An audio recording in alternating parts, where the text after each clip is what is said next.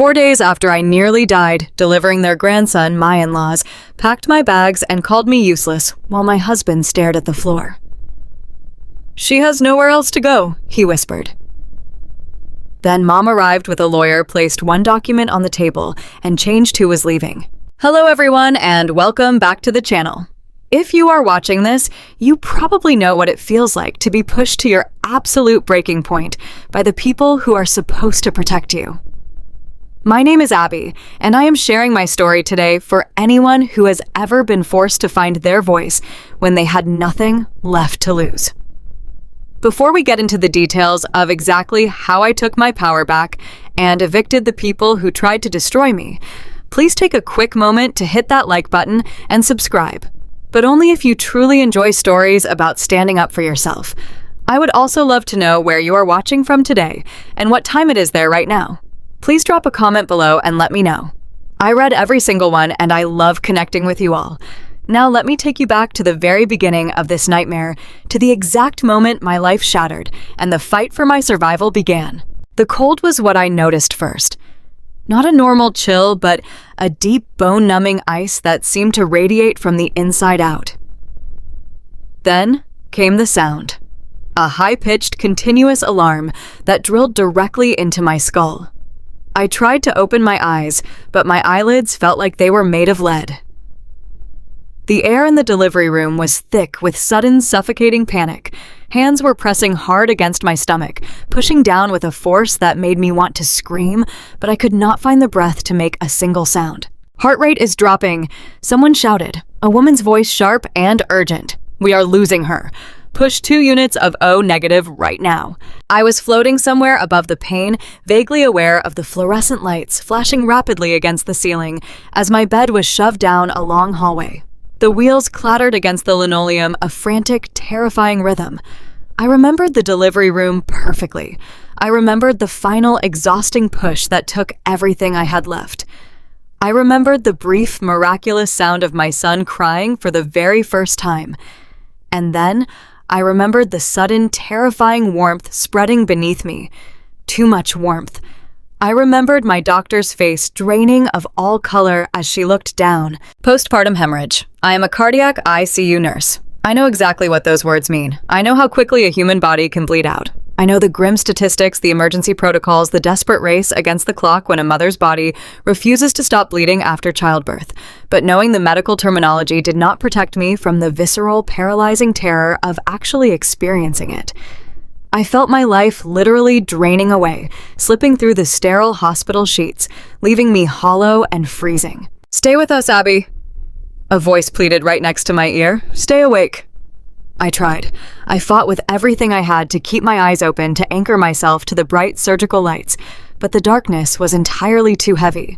It pulled me under, wrapping me in a silent, dreamless void where even the pain could not reach me. When I finally opened my eyes again, the world was blurry and painfully bright.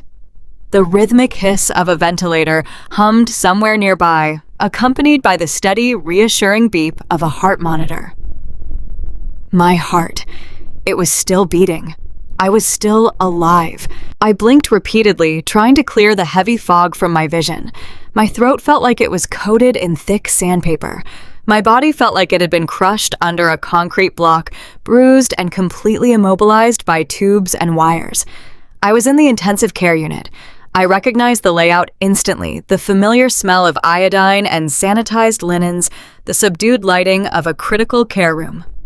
I had spent 7 years of my life working in rooms exactly like this one, holding the hands of terrified patients, reassuring their weeping families, watching monitors for any sign of decline. I turned my head slowly, my neck stiff and aching with the effort. I expected to see him sitting right beside me. I expected to feel his hand clutching mine, to see his face etched with the profound relief of a husband who had almost lost his wife. I desperately needed him to tell me that everything was okay, that our baby was safe, that we had survived the absolute worst night of our lives together. Liam was not sitting beside my bed. He was not holding my hand. He was standing in the far corner of the room near the window, his back completely turned to me. His shoulders were hunched and he was holding his phone to his ear. I watched him for a long moment, waiting for him to turn around, waiting for him to notice that I was awake, that I had successfully returned from the edge of death. But he was entirely absorbed in his conversation. I tried to speak to call his name, but my voice was a dry, useless croak. I swallowed hard, grimacing at the intense pain in my throat and strained to hear what he was saying. "I know, Mom," Liam sighed loudly, running his free hand through his hair. His tone was not filled with worry or relief or exhaustion. It was laced with profound, unmistakable annoyance. "It is a complete disaster. I have that investor pitch on Thursday, and now I am stuck here in this hospital." I froze, the blood running absolutely cold in my veins. He was talking to his mother, Brenda. "No, the cafeteria food is absolute garbage," he continued, his voice rising in irritation. "And it is completely overpriced. I spent $14 on a dry turkey sandwich yesterday.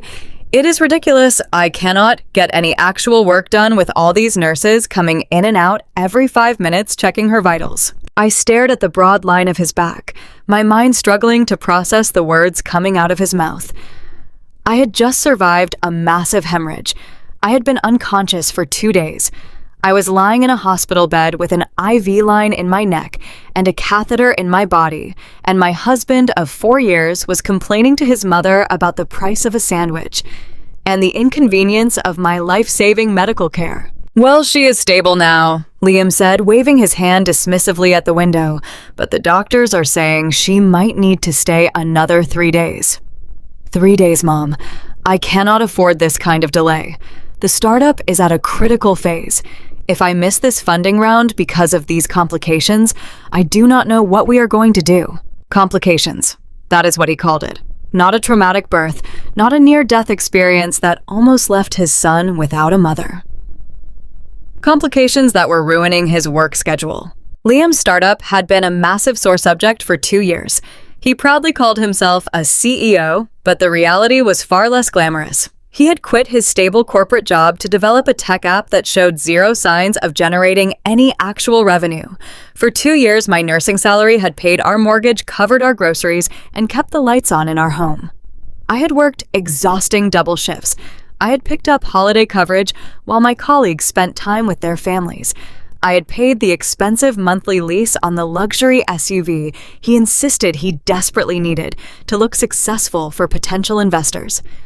I had willingly carried the financial weight of our entire lives so he could pursue his dream, believing wholeheartedly that marriage meant sacrifice and equal partnership. I had let my own health insurance lapse into a cheaper, high-deductible plan just so we could afford the servers for his failing business. Listening to him complain about how my near-fatal hemorrhage was an annoying inconvenience to his imaginary empire, something inside me fractured. It was a small, quiet break, but it ran infinitely deep. I shifted on the mattress, the plastic sheets rustling loudly beneath me. Liam spun around the phone still pressed to his ear. His eyes widened slightly when he saw me looking at him. He did not drop the phone. He did not rush to my side to kiss my forehead or hold my hand. He simply held up a single index finger, motioning for me to wait. "Yeah, Mom, she is awake," he said into the receiver, his tone entirely casual, like he was reporting the weather. "Listen, I will call you back in an hour. We can figure out the schedule then." He ended the call and slipped the phone into his pocket. He walked over to the side of the bed, stopping a full foot away from the metal railing. He looked down at me, his face tight with stress, but utterly devoid of the overwhelming relief I had so desperately needed to see. "You are awake," he said, crossing his arms over his chest defensively. "You really scared us, Abby. The doctor said you lost a massive amount of blood." His words technically said the right things, but his body language told a completely different, horrifying story. He looked impatient. He looked exactly like a man waiting for a delayed flight, eager for the frustrating inconvenience to be over so he could get on with his real life. "Water?" I rasped, my throat burning with every tiny syllable. He sighed a heavy put-out sound and reached for the plastic pitcher on the tray table. He poured a small cup and handed it to me, not bothering to support my neck or help me lift my heavy head. I managed to take a small sip, the cool liquid barely soothing the fire in my throat. where I coughed, wincing at the blinding pain in my abdomen. Where is he? Where is my baby? I needed to see my son. I needed to hold him against my chest, to feel his small, warm body, to assure myself that all the agonizing pain and terror had been completely worth it. I needed to see the one pure, beautiful thing that had come out of this absolute nightmare. Liam looked away, his jaw tightening visibly. He shifted his weight from one foot to the other, suddenly refusing to meet my eyes. Liam. I pleaded, a fresh wave of panic rising in my chest, making the heart monitor beside me beep faster and louder. Where is Leo? Is he okay? Did something happen to him? No, he is fine, Liam said quickly, holding up his hands to pacify me. He is perfectly healthy. He is doing great. Then bring him to me. I want to see my son right now. Liam let out another heavy, dramatic sigh, rolling his eyes toward the ceiling as if I were being entirely unreasonable and hysterical. I cannot bring him to you, Abby. Why not? Because he is not here, Liam said flatly, his voice devoid of any empathy. My parents came and got him yesterday. They took him back to our house. The room seemed to violently spin. The steady hum of the ventilator sounded like rushing floodwater in my ears. I stared at my husband, desperately trying to comprehend the sequence of words he had just spoken. Your parents took him, I repeated, my voice shaking uncontrollably. My newborn son is at our house with your parents. Why would you let them take him away from the hospital? I have not even held him yet. Abby, be rational. Liam snapped his tone, patronizing and incredibly cold. Look at yourself. You are in the intensive care unit. You are hooked up to a dozen machines. You cannot even sit up on your own. You cannot feed him. You cannot change his diaper. He stepped closer, leaning over the bed rail, his voice dropping to a harsh, lecturing whisper. You almost died. The doctor said you are incredibly weak. My mother offered to step in and handle things because you are too weak to be of any use right now. The words hit me with the devastating force of a physical blow. Too weak to be of any use right now. I stared at the man I had married, the man I had financially supported for years, the man I had almost died to give a child. He was not looking at me with love or concern or even basic human sympathy. He was looking at me with pure disdain. He had handed our newborn son over to his controlling, overbearing snob of a mother without a second thought, and he was justifying it by calling the mother of his child useless. A profound, chilling silence settled over the room. The agonizing pain in my broken body slowly faded, replaced by a cold, sharp, calculating clarity. The frantic, terrified woman who had woken up in this hospital bed was completely gone. The loving, accommodating, exhausted wife who had paid for his luxury car and blindly funded his delusions was gone. I did not cry. I did not scream. I did not beg him to understand my pain. I looked at Liam. Really looked at him, and for the very first time in 4 years of marriage, I saw exactly who he was. He did not love me. He loved what I could do for him. And right now, I was broken and unable to serve him. Okay, I whispered, my voice completely steady and empty of all emotion. Liam looked visibly surprised by my lack of resistance.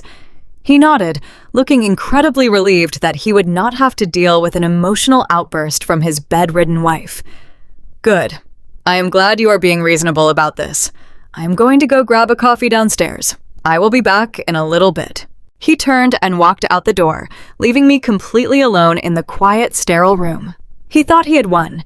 He thought I was broken, submissive, and utterly defeated. He had absolutely no idea that by taking my son and calling me useless, he had just started a war he could not possibly win. The drive home from the hospital was suffocatingly quiet. I sat in the passenger seat of Liam's pristine leased SUV, a vehicle I paid $800 a month for, out of my nursing salary, clutching a thin hospital pillow against my still bleeding abdomen. Every bump in the road sent fresh waves of agony through my body, but I didn't make a sound. I was too terrified of the medical bills I knew were already piling up. Liam had let his health insurance lapse 6 months ago, claiming he needed to redirect the premium money into his failing tech startup. Now I was looking at tens of thousands of dollars in debt because my husband refused to face financial reality. When he finally pulled into the driveway of our beautiful 4-bedroom suburban home, a house I had purchased entirely with my own inheritance, I felt a desperate surge of relief.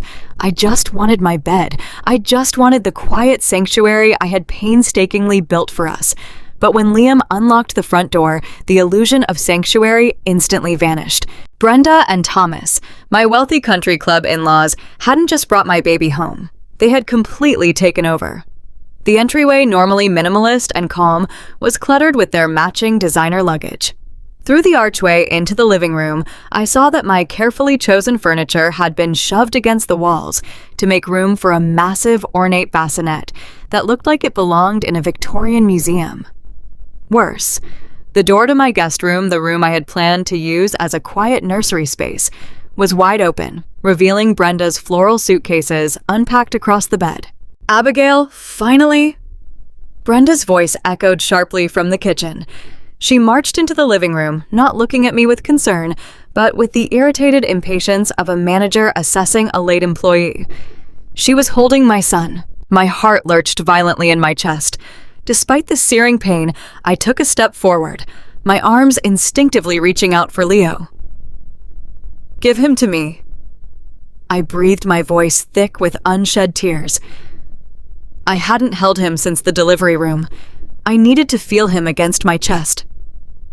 Brenda immediately stepped back, pulling the baby tightly against her silk blouse. "Don't be ridiculous, Abigail. You're entirely too shaky. You'll drop him." "He's my son," I pleaded, taking another painful step forward. "Please, Brenda, let me hold him." "Look at you," she scoffed, her eyes raking over my pale face and trembling hands with open disgust. "You can barely stand upright. Go rest. Thomas and I are handling the baby. You need to focus on recovering so you can start being useful around here again." I turned to Liam, hoping that he would finally intervene, that he would take his son from his mother and place him in my arms. Liam wouldn't even meet my eyes. He stared at the floor, shifting his weight awkwardly before letting out a loud, frustrated sigh. "Just listen to her, Abby. Stop being so hysterical. Mom's right, you're in no condition to help with him right now." The first 48 hours in that house were a masterclass in psychological warfare. I was bleeding through thick postpartum pads every 2 hours, running a low-grade fever that made my skin crawl with hot and cold sweats, and shuffling through my own hallways like a wounded animal. But to Brenda and Thomas, my physical devastation was nothing more than an inconvenient character flaw. They did not see a woman who had just survived a massive hemorrhage. They saw a defective maid who was failing to maintain their 5-star resort standards. My own bedroom became a prison cell. Liam had moved his laptop and monitor onto my bedside table, claiming he needed to keep a close eye on me while working on his startup. In reality, he spent hours loudly typing emails and complaining on Zoom calls about venture capital, while I lay beside him biting my lip to keep from crying out every time my bruised abdomen cramped. He never once offered to bring me a glass of water. He never asked about my pain levels. Whenever I begged him to go check on Leo, he would wave his hand dismissively and say his mother had everything perfectly under control and that I needed to stop acting like a martyr. The reality of my displacement hit me hardest in the kitchen. On my second day home, I managed to drag myself downstairs, clutching the handrail with white knuckles, desperately needing something to eat. I found Brenda standing in front of the open refrigerator, her face twisted in a mask of profound disappointment. She was wearing one of my cashmere cardigans, one I had bought for myself as a reward, after working 60 hours of overtime during the winter flu season. She had not asked to borrow it. "Abigail," she sighed, closing the stainless steel door with a loud thud. "This refrigerator is completely unacceptable. There is no fresh produce. The organic milk Liam likes is expired, and I cannot find the artisanal coffee beans Thomas prefers in the morning. How exactly do you expect my son to perform at his highest level as a CEO when you cannot even manage a basic grocery run?" I gripped the edge of the granite countertop, swaying slightly as a wave of dizziness washed over me. "Brenda," I whispered, my voice raspy and weak. "I have been in the intensive care unit for almost a week. I almost bled to death. I obviously have not been to the grocery store. She waved her hand in the air, batting away my trauma like it was a pesky mosquito. That is exactly the kind of excuse I am talking about. You always have a reason for dropping the ball. Liam is under an immense amount of pressure right now with his company, and you are adding to his stress by letting this house fall into absolute chaos. You need to order groceries immediately. Use your phone. I am sure you can manage to tap a screen from your bed. She turned on her heel and walked away, leaving me standing there trembling with a mix of fever and absolute fury. The irony was suffocating. She was lecturing me about supporting her son, the CEO, completely ignoring the fact that her precious son had not earned a single dollar in 2 years. I was the one who bought the organic milk. I was the one who paid for the artisanal coffee. Every piece of food in that kitchen, every appliance, the granite countertops themselves, were funded by my blood sweat and grueling 12-hour shifts at the hospital. Liam was playing business owner while I subsidized his entire existence. Later that afternoon, the financial cruelty escalated even further. I was sitting on the living room sofa, clutching a heating pad to my stomach when Thomas walked in. He was wearing his country club golf attire, looking like a man who had not worked a hard day in his entire life. He sat down in my favorite leather reading chair and stared at me with cold, calculating eyes. Abigail, he began using that patronizing, authoritative tone he always employed when he wanted to make me feel small. Liam tells me there was an issue with the mortgage payment this month. The bank sent a late notice. Care to explain why my son is having to deal with foreclosure threats while he is trying to launch a tech empire? The sheer audacity of the question took my breath away. For a moment, I could only stare at him, listening to the heavy, steady thud of my own heartbeat in my ears. The mortgage was late because the automatic draft comes out of my checking account, the account where my nursing paychecks are deposited. Because Liam had drained our joint savings account to buy new servers for his imaginary app, my personal account had dipped too low to cover the house payment while I was unconscious in a hospital bed. "I pay the mortgage, Thomas," I said, forcing my voice to remain steady despite the violent shaking in my hands. "The payment comes from my salary. I was a little busy flatlining on an operating table on the first of the month." Liam was supposed to transfer the funds manually, but apparently the hospital cafeteria prices distracted him. Thomas let out a short, harsh laugh, shaking his head as if I had just told a ridiculous lie. "Stop exaggerating to make yourself look like a victim, Abigail. We all know Liam is the visionary in this marriage. You are a nurse. A noble profession, certainly, but let us not pretend your little paycheck is what keeps this $600,000 roof over your heads. Liam is building generational wealth. You are just paying the utility bills and pretending you are an equal partner. My son deserves a wife who manages the home front efficiently, not one who creates financial emergencies because she cannot handle a difficult delivery." I sat there frozen in disbelief. They genuinely believed his lies. Liam had spent years painting himself to his wealthy parents as the brilliant entrepreneur who was carrying the financial weight of our marriage, while secretly relying on my grueling labor to fund his leased luxury SUV and his expensive organic groceries. He had let them believe my house, the house I bought with my own inheritance and maintained with my own salary, was his kingdom. And now they were treating me like a failing squatter in my own home. By the evening of the third day, my body began to actively fail me. The stress, the lack of sleep, and the constant emotional warfare took a physical toll. My temperature spiked to 102 degrees. A deep throbbing pain radiated from my pelvis, a sharp reminder that my internal wounds were nowhere near healed. I had not held my son since the day he was born. Every time I asked to see Leo, Brenda would claim he was sleeping or feeding, or that I was simply too covered in hospital germs to safely interact with him. Liam backed her up every single time, telling me to stop being selfish and to let his mother handle things. I was starving. I had eaten nothing but a few dry crackers all day. The fever made my vision blur, and my legs felt like they were made of lead, but the hunger pain in my stomach finally forced me out of bed. I crept downstairs, hoping to quietly make a sandwich and retreat before anyone noticed me. The kitchen lights were blindingly bright. As I stepped onto the cold tile, I saw Brenda standing by the kitchen island, softly bouncing Leo in her arms. My son was wrapped in a blue blanket, his tiny face pressed against her shoulder. My heart violently lurched in my chest. I wanted to run to him, to tear him from her arms and bury my face in his soft skin, but I could barely stand upright. I gripped the edge of the island, my breathing heavy and ragged. "Please," I whispered, staring longingly at the bundle in her arms. "Brenda, please let me hold him, just for 5 minutes. I am his mother. I need to hold my baby." Brenda stopped bouncing. She turned slowly, her eyes raking over me with undisguised contempt. I knew what I looked like. My hair was matted with sweat. My skin was a sickly pale yellow. I was wearing oversized sweatpants and a stained t-shirt, shivering uncontrollably from the fever. I looked broken.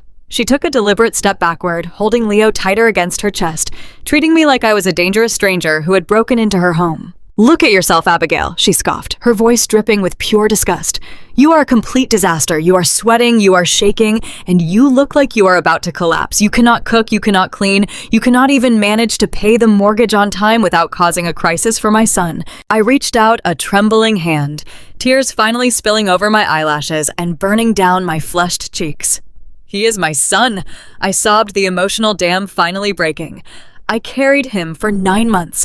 You have no right to keep him from me in my own house." "It is Liam's house," she snapped back instantly, her tone sharp and vicious. "And right now, Leo needs stability. He needs someone who can actually care for him. You are in no condition to be a mother. Frankly, you are completely useless as a wife right now.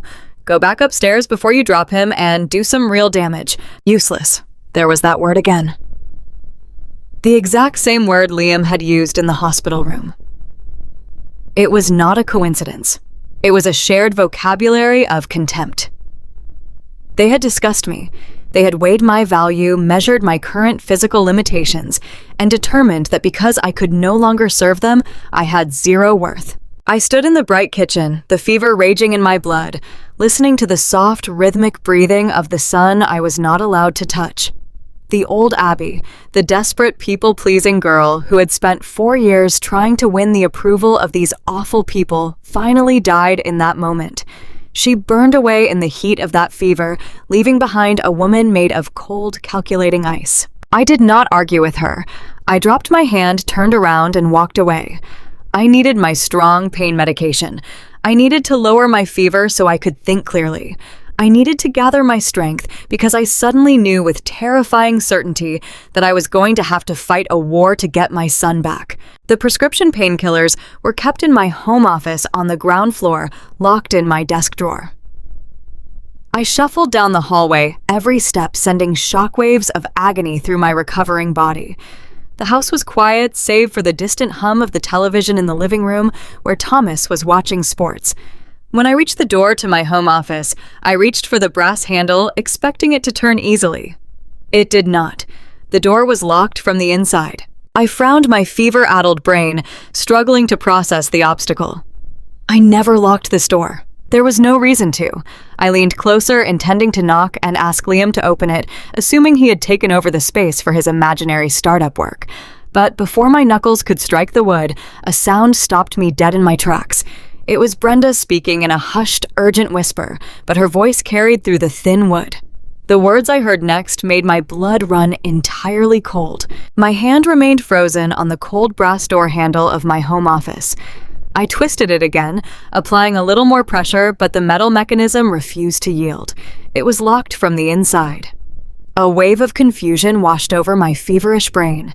I had never locked this door. There was absolutely no reason to secure a room that held nothing but my nursing textbooks, a printer, and the strong pain medication I desperately needed to survive the night. I leaned my forehead against the smooth wood, closing my eyes as a sharp cramp radiated through my healing abdomen. I took a slow, shallow breath, intending to knock. I assumed Liam had simply taken over the space to work on his failing startup and locked the door out of habit. I raised my knuckles to the wood. Before my skin could make contact, a voice drifted through the barrier. It was not the sound of my husband pitching to venture capitalists. It was the hushed, urgent tone of my mother-in-law, Brenda. I froze. My knuckles hovered inches from the door. The house around me was entirely quiet, which made the voices inside my office unnervingly clear. I pressed my ear flat against the solid oak door, my heart beginning to hammer a frantic rhythm against my bruised ribs. "It is completely perfect for her," Brenda was saying, her voice thick with entitlement. "I was just walking through the master bedroom earlier today. If we move the bassinet into the corner and get rid of that awful oversized dresser Abigail insists on keeping there, will be more than enough room for all of her things." I squeezed my eyes shut, trying to process the bizarre statement. Who were they talking about? Why was Brenda planning to rearrange the furniture in my bedroom? Thomas grunted in agreement. "It makes the most logistical sense," he said, his tone carrying that arrogant country club authority. "Jessica is bleeding money on this divorce. Her lawyer fees are astronomical, and that idiot she married is fighting her for the apartment. She cannot stay on our couch forever. She needs her own space to recover, and this house is large enough to accommodate her." Jessica, Liam's younger sister. She was going through a highly publicized, incredibly messy divorce. I knew she had moved back in with Brenda and Thomas last month. But what did her housing crisis have to do with my master bedroom? "Liam needs to put his foot down," Brenda continued, her voice growing sharper, more insistent. "This is his home too. We gave them that $10,000 check right after the wedding. We helped with the down payment on this place, so it is practically ours anyway. We have every right to move Jessica in here. She is family, and family takes care of family." A cold chill swept down my spine, temporarily overriding the heat of my fever. The sheer audacity of her statement took my breath away. They had given us a $10,000 wedding gift 4 years ago, a gift they had proudly announced in front of 200 guests at the reception. But this house cost $600,000. I had purchased it entirely in cash using the inheritance my late father had left me. I paid the property taxes. I paid the utility bills. I maintained every single square inch of this property with my nursing salary. Their wedding gift had covered a fraction of our kitchen renovation, yet Brenda was standing in my locked office, twisting reality to claim ownership of my home. I pressed my ear harder against the wood, praying for my husband to speak. I waited for Liam to defend me. I waited for him to remind his parents that this house belonged to his wife, the wife who was currently recovering from a near-fatal hemorrhage. I waited for him to tell them that they could not move his sister into our sanctuary. Then Liam finally spoke, and his words destroyed my entire world. "You are right, Mom," Liam said. His voice was not defensive. It was not angry. It was completely calm and deeply calculating. "Jessica needs a place to stay, and the master bedroom has the attached nursery. It makes total sense for her to take it, so she can help you with Leo." Help you with Leo. He was talking about my newborn son. He was planning to hand my child over to his mother and sister. "But what about Abigail?" Thomas asked, sounding more annoyed by my existence than concerned for my welfare. "We cannot just move Jessica into the master bedroom while your wife is sleeping in there. Abigail is going to pitch a massive fit. You know how dramatic she gets when things do not go her way." Liam let out a heavy sigh, the exact same put-out sound he made whenever I asked him to take out the trash or pay a bill. "I have been thinking about that," Liam replied, his tone chillingly detached. "Look at her dad. She is completely unstable. She has been weeping constantly since she got home from the hospital. She can barely walk downstairs without leaning on the walls. She is sweating, she is shaking, and she is entirely detached from reality." I pressed my hand against my mouth to stifle a gasp. I was sweating and shaking because I had a fever. I was weeping because I was in agonizing physical pain, and they were refusing to let me hold my own baby. I was recovering from massive internal trauma, and my husband was describing me as a psychiatric patient. I actually spoke to a buddy of mine who went through something similar with his wife. Liam continued spinning a web of absolute lies. He said it sounds exactly like severe postpartum psychosis. The medical term hit me like a physical blow. Postpartum psychosis. I was a critical care nurse. I knew exactly what that diagnosis meant. It was a severe, dangerous mental health condition that required immediate psychiatric intervention. it was also a condition I absolutely did not have. I was physically broken, but my mind was completely intact. Liam was diagnosing me with a severe psychiatric disorder through a locked door. Exactly, Brenda said, her voice brightening with genuine excitement, as if she had just found the winning lottery numbers. She is completely unfit to be a mother right now. She's a danger to herself and potentially a danger to my grandson. We cannot have that kind of negative, unstable energy around a newborn baby.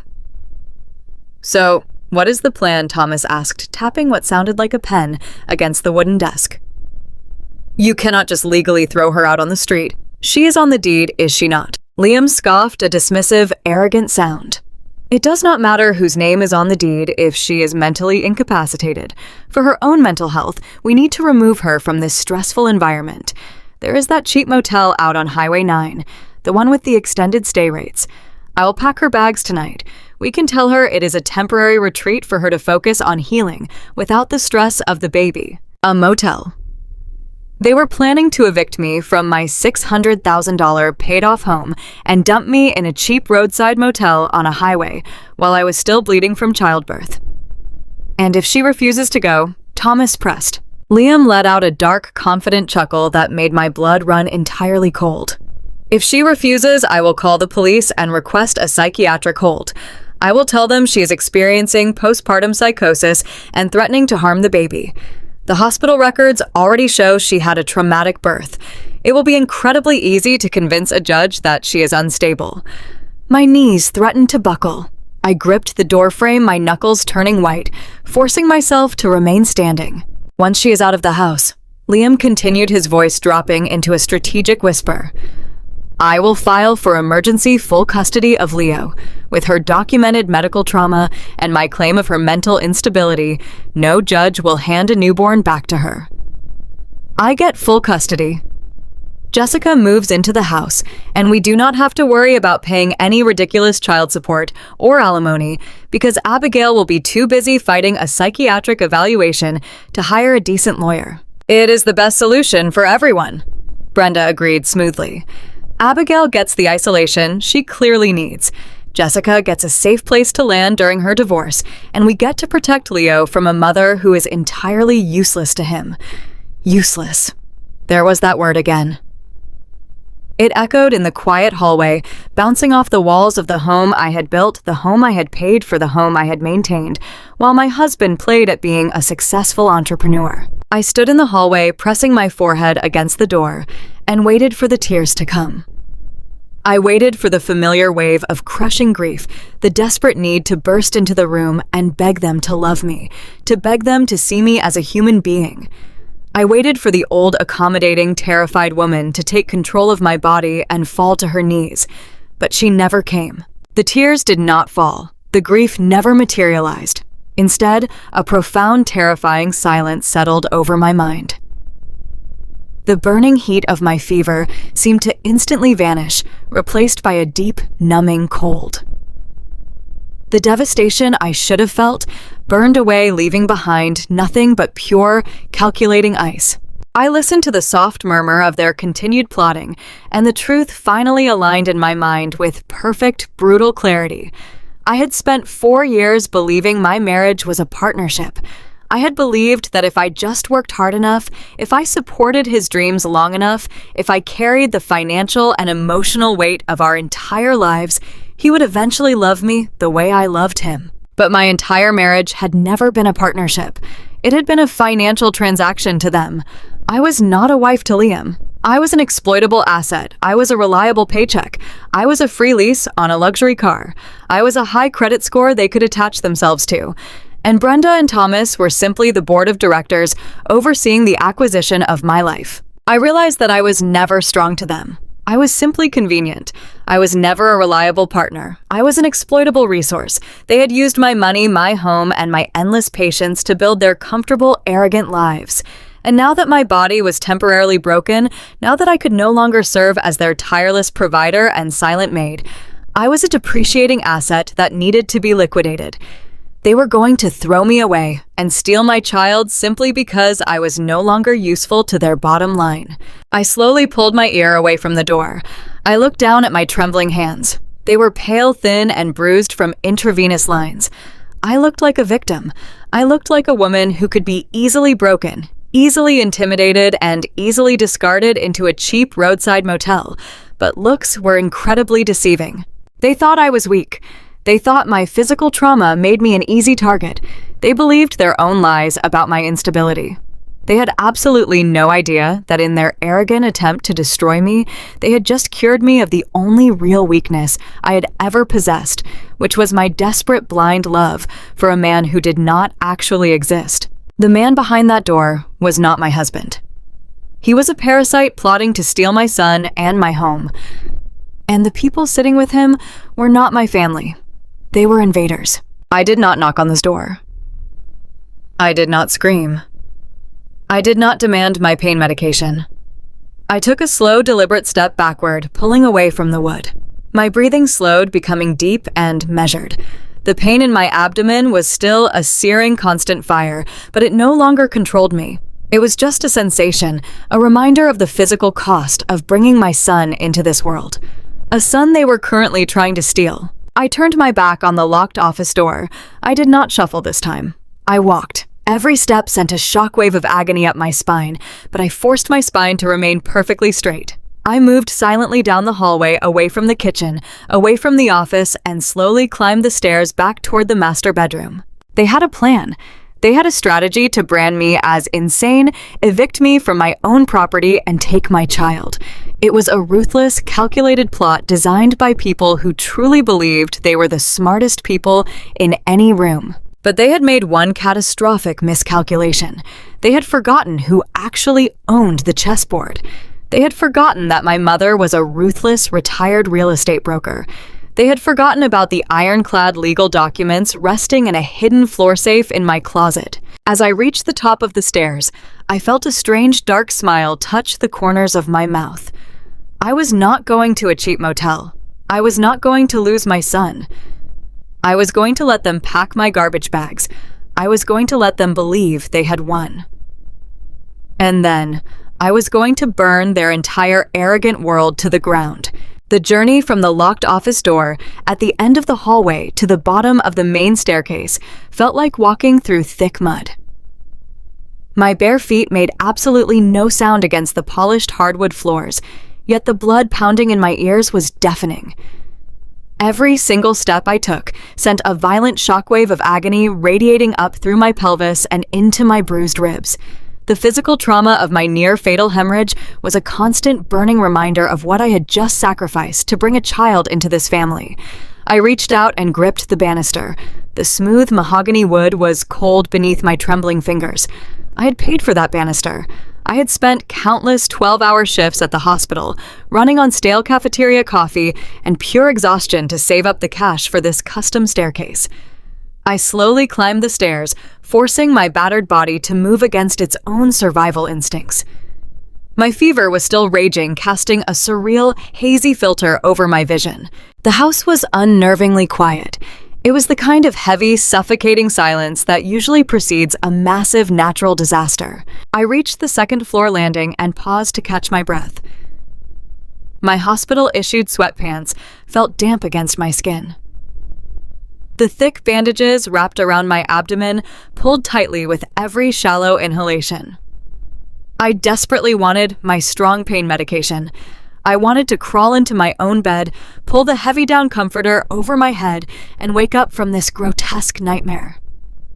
I walked down the long corridor toward the master bedroom, placing one foot carefully in front of the other. The heavy oak door was pushed wide open, spilling warm light into the dim hallway. I stepped into the doorframe, and the fragile illusion of my marriage completely shattered. The physical reality of what they were actively doing hit me with the force of a freight train. I stood frozen on the threshold, my breath caught in the back of my burning throat. Brenda was standing right in the middle of my personal sanctuary. The space I had meticulously designed, the expensive Persian rug I had ordered from overseas, the soft linen curtains I had hung myself on my rare days off. All of it felt instantly violated by her presence. Scattered across the intricate patterns of the expensive rug were thick, heavy-duty black garbage bags. They were the enormous industrial kind you buy at a hardware store for yard waste, the kind meant for disposing of rotting leaves and broken branches. Brenda had my walk-in closet doors flung completely open. She was not neatly packing my clothes into suitcases or folding them into boxes. She was stripping my life bare with brutal, careless efficiency. I watched in absolute horror as she grabbed a massive handful of my expensive nursing scrubs. Those were the uniforms I wore while standing on my feet for 14 hours a day, keeping critical patients alive, earning the money that funded this entire lavish lifestyle. She shoved them into a trash bag without a single ounce of hesitation. Next went my winter coats, then my casual sweaters, then the delicate maternity clothes I had so carefully washed and folded just days before giving birth to her grandson. She was clearing out my existence, like I was a squatter who had skipped out on the rent. "What are you doing?" The words tore from my dry throat. It was a raspy, unfamiliar whisper that barely sounded like my own voice. Brenda did not flinch. She did not drop the stack of clothing in her hands. She turned around slowly, holding my favorite silk blouses, and looked at me with an expression of mild, unapologetic annoyance. She looked exactly like a hotel manager who had just been interrupted by a complaining guest. "I am packing your things, Abigail," she stated matter-of-factly. She dropped the silk blouses into the dark plastic void of the garbage bag. Liam and I discussed it. This environment is entirely too stressful for someone in your fragile state of mind. I forced myself to take a step into the room. A fresh spike of searing pain shot through my recovering body. "This is my house. These are my belongings. You cannot just put my life into garbage bags. We are doing what is absolutely best for Leo," she countered sharply. She snapped the plastic tie of one bag securely shut. "You need professional psychiatric help. You are clearly suffering from a severe mental break. Your husband is stepping up and taking control of this situation to protect his newborn son. We booked you a quiet room at that extended stay motel out on Highway 9. It will be much better for your recovery." My feverish mind raced, desperately struggling to process the sheer audacity of her actions. They were not just talking about doing it anymore. They were actively dismantling my presence in this house. They were preparing the master bedroom for Jessica, exactly as I had heard them plotting behind the locked door downstairs. They were actually going through with it, convinced that my physical weakness made me entirely powerless to stop them. I looked frantically around the room, desperate for an anchor, searching for a single ally in this waking nightmare. And then, I saw him. Liam was standing near the entrance to the ensuite bathroom. He was the man I had married 4 years ago. The man whose luxury car lease I paid automatically from my checking account every single month. The man whose imaginary tech startup I had blindly funded by sacrificing my own health insurance and my own peace of mind. He was leaning casually against the doorframe, watching his mother stuff my belongings into industrial trash bags. He did not look ashamed. He did not look conflicted. He looked impatient. "Liam," I gasped. The fever made my vision blur slightly at the edges, but I could still see his face perfectly clearly. "Tell her to stop. Liam, please tell me what is happening. This is our home." I waited for the defense. I waited for the man who had stood at an altar and promised to protect me in sickness and in health to finally step forward. I waited for him to rip those bags from his mother's hands, to remind her that I had just given birth to his child and nearly bled to death in the process. I waited for him to look at me with love or concern, or even a basic shred of human decency. I desperately needed him to prove that the conversation I had heard downstairs was just a terrible misunderstanding, a twisted joke I had misconstrued in my feverish state. He did absolutely none of those things. Liam shifted his weight and crossed his arms tightly over his chest. He did not rush to my side to support my failing body. He did not tell Brenda to stop touching my things. Worse than all of that, he refused to even make eye contact with me. He stared stubbornly at a dark spot on the hardwood floor near my feet. His jaw was clenched tight. He was completely retreating into his own cowardice, letting his mother do the dirty work of discarding the woman who had financed his entire adult life. "Liam, look at me right now," I demanded. My voice cracked under the crushing weight of the betrayal. He let out a heavy, exaggerated sigh. It was the exact same sound he made when a waiter got his expensive coffee order wrong, or when I asked him to take out the recycling. He finally lifted his head. His eyes were cold, completely empty, and entirely calculating. There was absolutely no husband left in that gaze.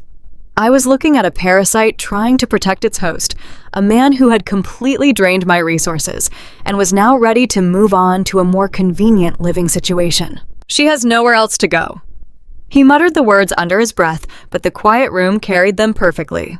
Then, his voice dropped into a harsh, patronizing register. But she is useless right now. Mom is right, Abby. You need to leave. You are completely unstable. Jessica needs the room. The words echoed violently off the walls of the master bedroom. Useless right now. Jessica needs the room. They hung in the stale air, heavy and absolutely toxic. The old Abby, the desperate, exhausted people-pleasing nurse who had spent the last 4 years bending over backward to buy this family's affection, would have instantly collapsed onto the floor. She would have wept hysterically. She would have begged Liam to remember who actually paid the mortgage every month. She would have pleaded with Brenda to let her stay in her own house. She would have played directly into their hands, giving them the exact unstable performance they desperately needed to justify calling the police for a psychiatric hold. She would have handed them all the ammunition they required to steal her newborn son. But that terrified, accommodating woman had died in the intensive care unit. She had bled out on the delivery table. She had burned away entirely the moment I heard them plotting to steal my child through a locked office door. I stood there in my sweatpants, listening to the crinkle of the plastic garbage bags, staring at the man who had just discarded me, simply because my broken body was no longer a convenient cash machine. I did not cry. The tears simply refused to form in my eyes. I did not scream. I did not yell about the house deed or the legal trust documents hidden away in the floor safe. I did not demand they stop packing my clothes. A strange, terrifying calm washed over my entire body. It numbed the searing pain in my abdomen. It cooled the raging fever in my blood. It was the absolute crystalline clarity of a woman who finally realizes she is no longer fighting to save her marriage, but fighting to ensure her own survival. They wanted me to be hysterical. They needed me to break down so they could steal my child and legally evict me from my own property. They were waiting for the tears, for the begging, for the dramatic confrontation that would perfectly fit the narrative of a woman suffering from severe postpartum psychosis. I was not going to give them a single crack. I was not going to give them one solitary tear. I looked at Brenda, who was waiting with a smug, expectant smirk for my inevitable breakdown. I looked at Liam, who was already reaching for his phone, clearly preparing to dial the authorities the moment I raised my voice. They thought they had cornered a wounded animal. They had absolutely no idea they had just awakened a predator. I straightened my spine completely, ignoring the blinding physical agony it caused deep in my pelvis. I squared my shoulders and took a deep, measured breath. I met Liam's gaze with a dead, unblinking stare that made him instinctively take a half step backward. "Okay," I said quietly. My voice was completely flat, totally devoid of any emotion they could weaponize against me. It was the voice of a stranger. Brenda paused, her hands hovering over another stack of my clothing. Liam blinked rapidly, visibly unsettled by my complete lack of resistance. They had prepared for a war of words. They had not prepared for absolute compliance. "I need to use the bathroom before I go," I added smoothly. I did not wait for their permission. I did not give them another glance. I turned around, walked steadily into the ensuite bathroom, firmly closed the solid wood door behind me, and turned the heavy brass lock until it clicked loudly into place. The moment I was alone in the quiet space, I reached into my pocket and pulled out my phone. The heavy solid oak door of the ensuite bathroom clicked shut behind me. I reached out with a trembling hand and twisted the polished silver lock until it engaged with a reassuring metallic thud. The sound echoed sharply against the pristine white subway tile. For the first time in 5 agonizing days, since waking up freezing and broken in the intensive care unit, I was entirely alone. I leaned my feverish forehead against the cool, smooth glass of the shower stall, taking in a ragged, painfully shallow breath. Every single muscle in my battered body was screaming in protest. The near-fatal postpartum hemorrhage had violently drained me of almost everything, leaving my veins feeling hollow and my limbs feeling like they were constructed of wet sand. But standing there in the sudden quiet, listening to the muffled rustling sounds of my mother-in-law aggressively stuffing my favorite silk blouses into industrial garbage bags just a few feet away, the blinding physical agony slowly began to recede. It was rapidly replaced by a sharp, magnificent, almost intoxicating rush of pure adrenaline. They desperately wanted me broken. They fully expected me to collapse onto the floor, to become a weeping, hysterical mess, so they could casually dial the authorities and paint me as an unfit, dangerously psychotic mother. They needed that performance to steal my son. I reached deep into the pocket of my oversized gray hospital-issued sweatpants. My fingers brushed against the cold, familiar metal of my phone. I pulled it out, the bright screen immediately illuminating the dim, windowless bathroom. My hands were shaking, but my mind had never been more frighteningly clear. I bypassed my husband's contact without a second thought. I bypassed my friends, my coworkers, and my neighbors. I scrolled directly down my contact list to the only woman on this planet who possessed the exact brand of ruthless, calculating, scorched earth fire I desperately needed in this exact moment. My mother. Sarah was not the kind of soft cookie-baking mother who knitted pastel baby blankets or offered gentle, meaningless platitudes when life got difficult. She was a tough-as-nails retired commercial real estate broker who had spent 30 grueling years surviving and ultimately dominating a notoriously vicious industry. She had clawed her way to the absolute top of the Boston commercial real estate market in the early 90s, routinely negotiating multi-million-dollar leases with men who were 10 times more arrogant, wealthy, and ruthless than my husband could ever hope to be. She suffered fools poorly, she recognized manipulation instantly, and she had never not for a single fleeting second trusted Liam or his pretentious family. When I first brought Liam home to meet her 4 years ago, my mother had taken exactly one look at his expensive leased watch and his carefully curated vocabulary of startup buzzwords, and she had accurately diagnosed him as a financial parasite. She had instantly seen right through the country club facade that Brenda and Thomas projected so fiercely. They wear their wealth like a cheap Halloween costume Abby she had warned me over black coffee a month before my wedding day. Real money whispers in the background. Fake money screams for attention. And those people are screaming at the top of their lungs. They are looking for a host. At the time, I thought she was just being overly critical, protecting her only daughter. Now, as I stood shivering in my bathroom while those same people actively plotted to steal my newborn son and legally evict me from my own property, I realized she had been entirely prophetic. My thumbs hovered over the digital keyboard. I did not type out a long, emotional, tear-stained plea for help. I did not waste precious characters, crying about how unfair the situation was or how deeply my heart was breaking. I channeled every ounce of my mother's clinical surgical precision. I typed quickly, fiercely, ignoring the slight tremor in my hands. Mom, Liam and Brenda are currently packing my clothes into black garbage bags. They are trying to kick me out of the house tonight so Jessica can move into the master bedroom. I heard them plotting through the office door. They are planning to call the police, claim I am suffering from severe postpartum psychosis, and file for emergency full custody of Leo. I stared at the paragraph for a split second, verifying its brutal, unbelievable truth, and then I hit send. The little gray notification silently appeared beneath the blue text bubble on the screen, confirming the message had been delivered. I slid my back down the bathroom wall, fiercely ignoring the searing, twisting pain deep in my pelvis, and sat down on the cold hexagonal tile floor. The silence inside the room was thick and heavy, contrasting sharply with the continuous rustle of heavy-duty plastic bags coming from the bedroom outside. I pressed my ear completely flat against the solid wood of the door. I could hear Liam pacing back and forth, his heavy footsteps thudding rhythmically against the expensive Brazilian hardwood floor I had paid for with my nursing salary. I could hear Brenda complaining loudly about how disorganized my closet shelves were, actually having the sheer audacity to complain about the quality of the clothing she was currently stealing from me. I sat on the tile and waited. I knew my mother would not reply with a frantic, emotional phone call. She never panicked. Panic was a useless emotion strictly reserved for people who did not possess a contingency plan. I watched the digital clock on my phone screen. 10 seconds, 20 seconds, 30 seconds.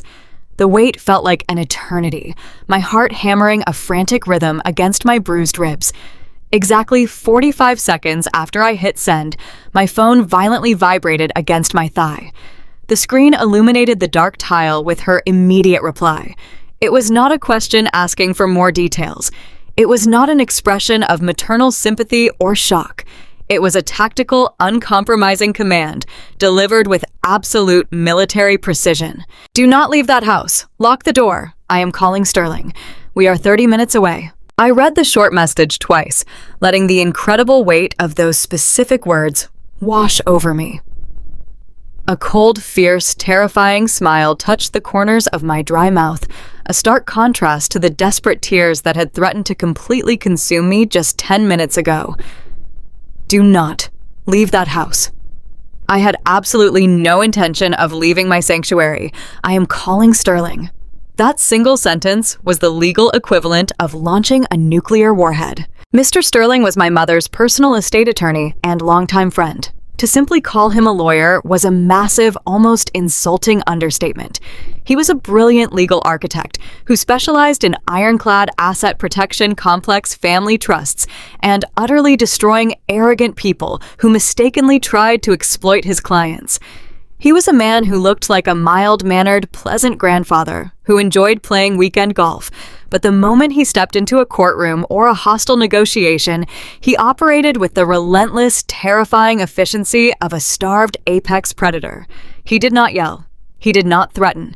He simply dismantled lives using stacks of notarized paper. Knowing that Mr. Sterling was currently being summoned from his office or his home, knowing that my mother was actively mobilizing her formidable forces, the very last lingering trace of my fear completely evaporated into thin air. The crushing fever that had been cooking my brain for 2 days suddenly broke, leaving behind a state of crystalline, dangerous clarity.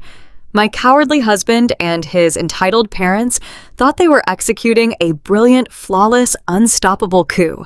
They fully believed their own arrogant narrative about my weakness and instability.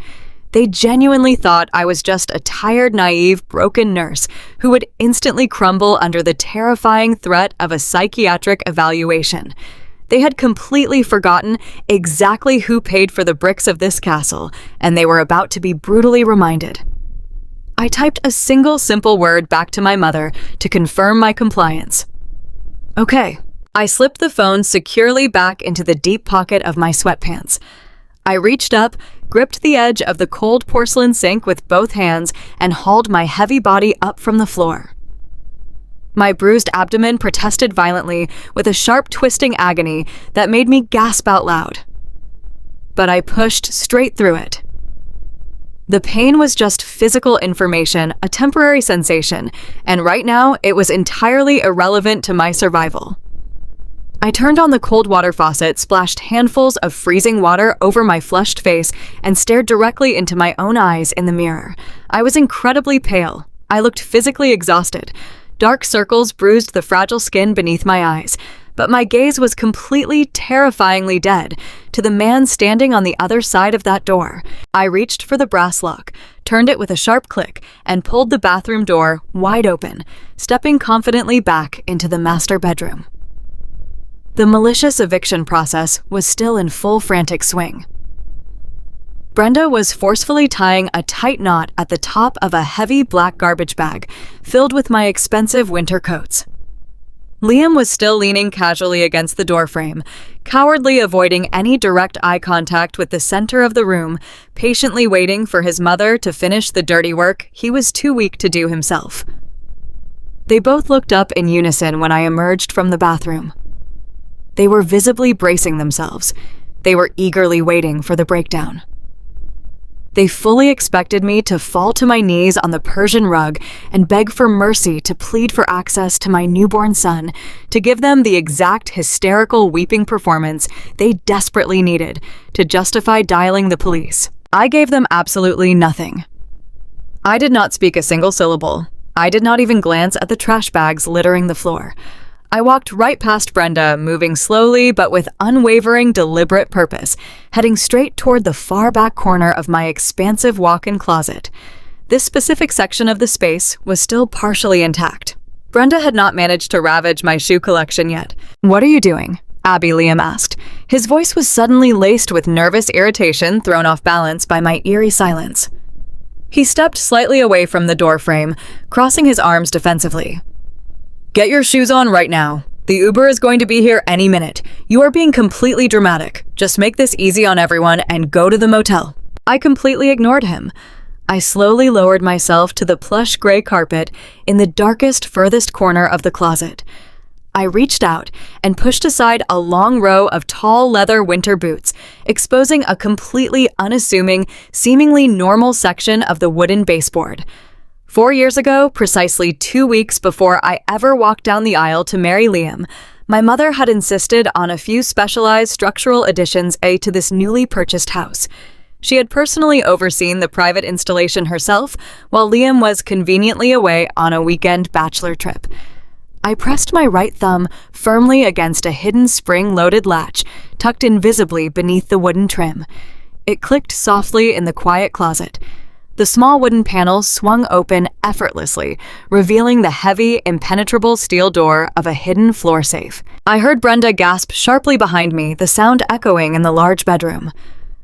"Liam, what is she doing down there on the floor? Does she have a weapon hidden in there?" I almost laughed out loud at the sheer absurdity of her panic.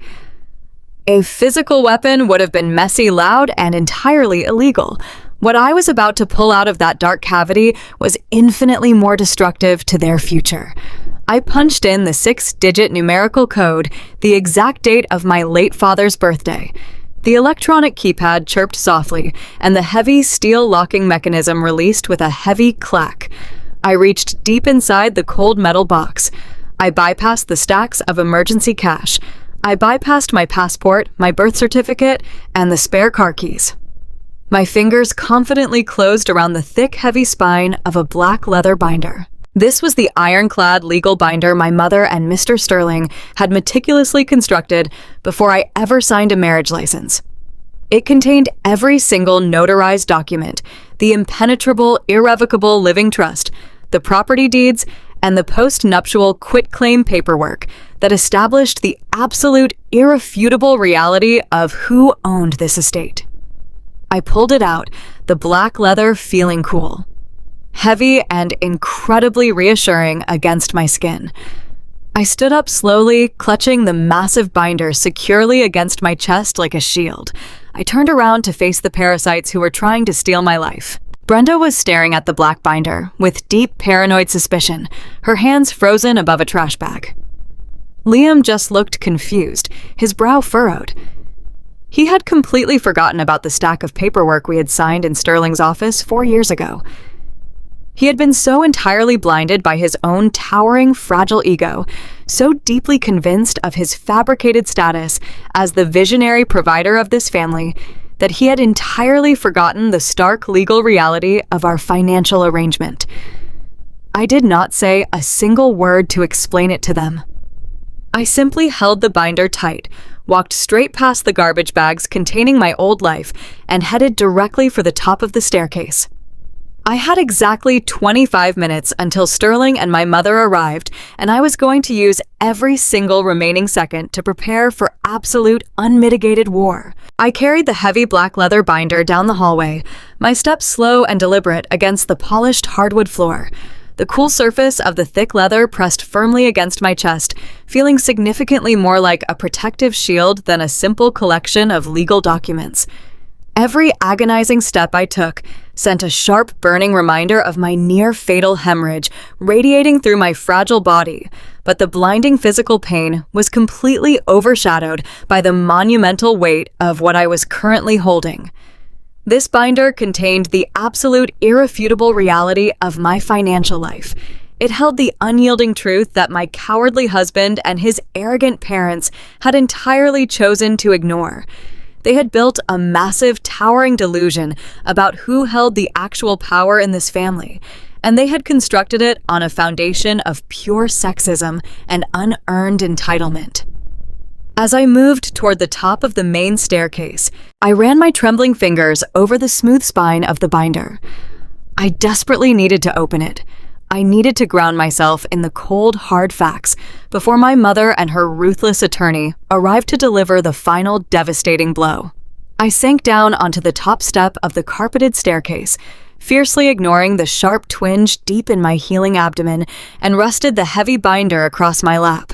I flipped open the thick cover with a trembling hand. The very first page, tucked inside a clear plastic sleeve, was a certified copy of a bank transfer from exactly 5 years ago. It was the inheritance from my late father. My father was a man who worked with his calloused hands his entire life, a quiet, stoic man who saved every spare penny he ever earned because he wanted to ensure his only daughter would never have to rely on anyone else for her survival.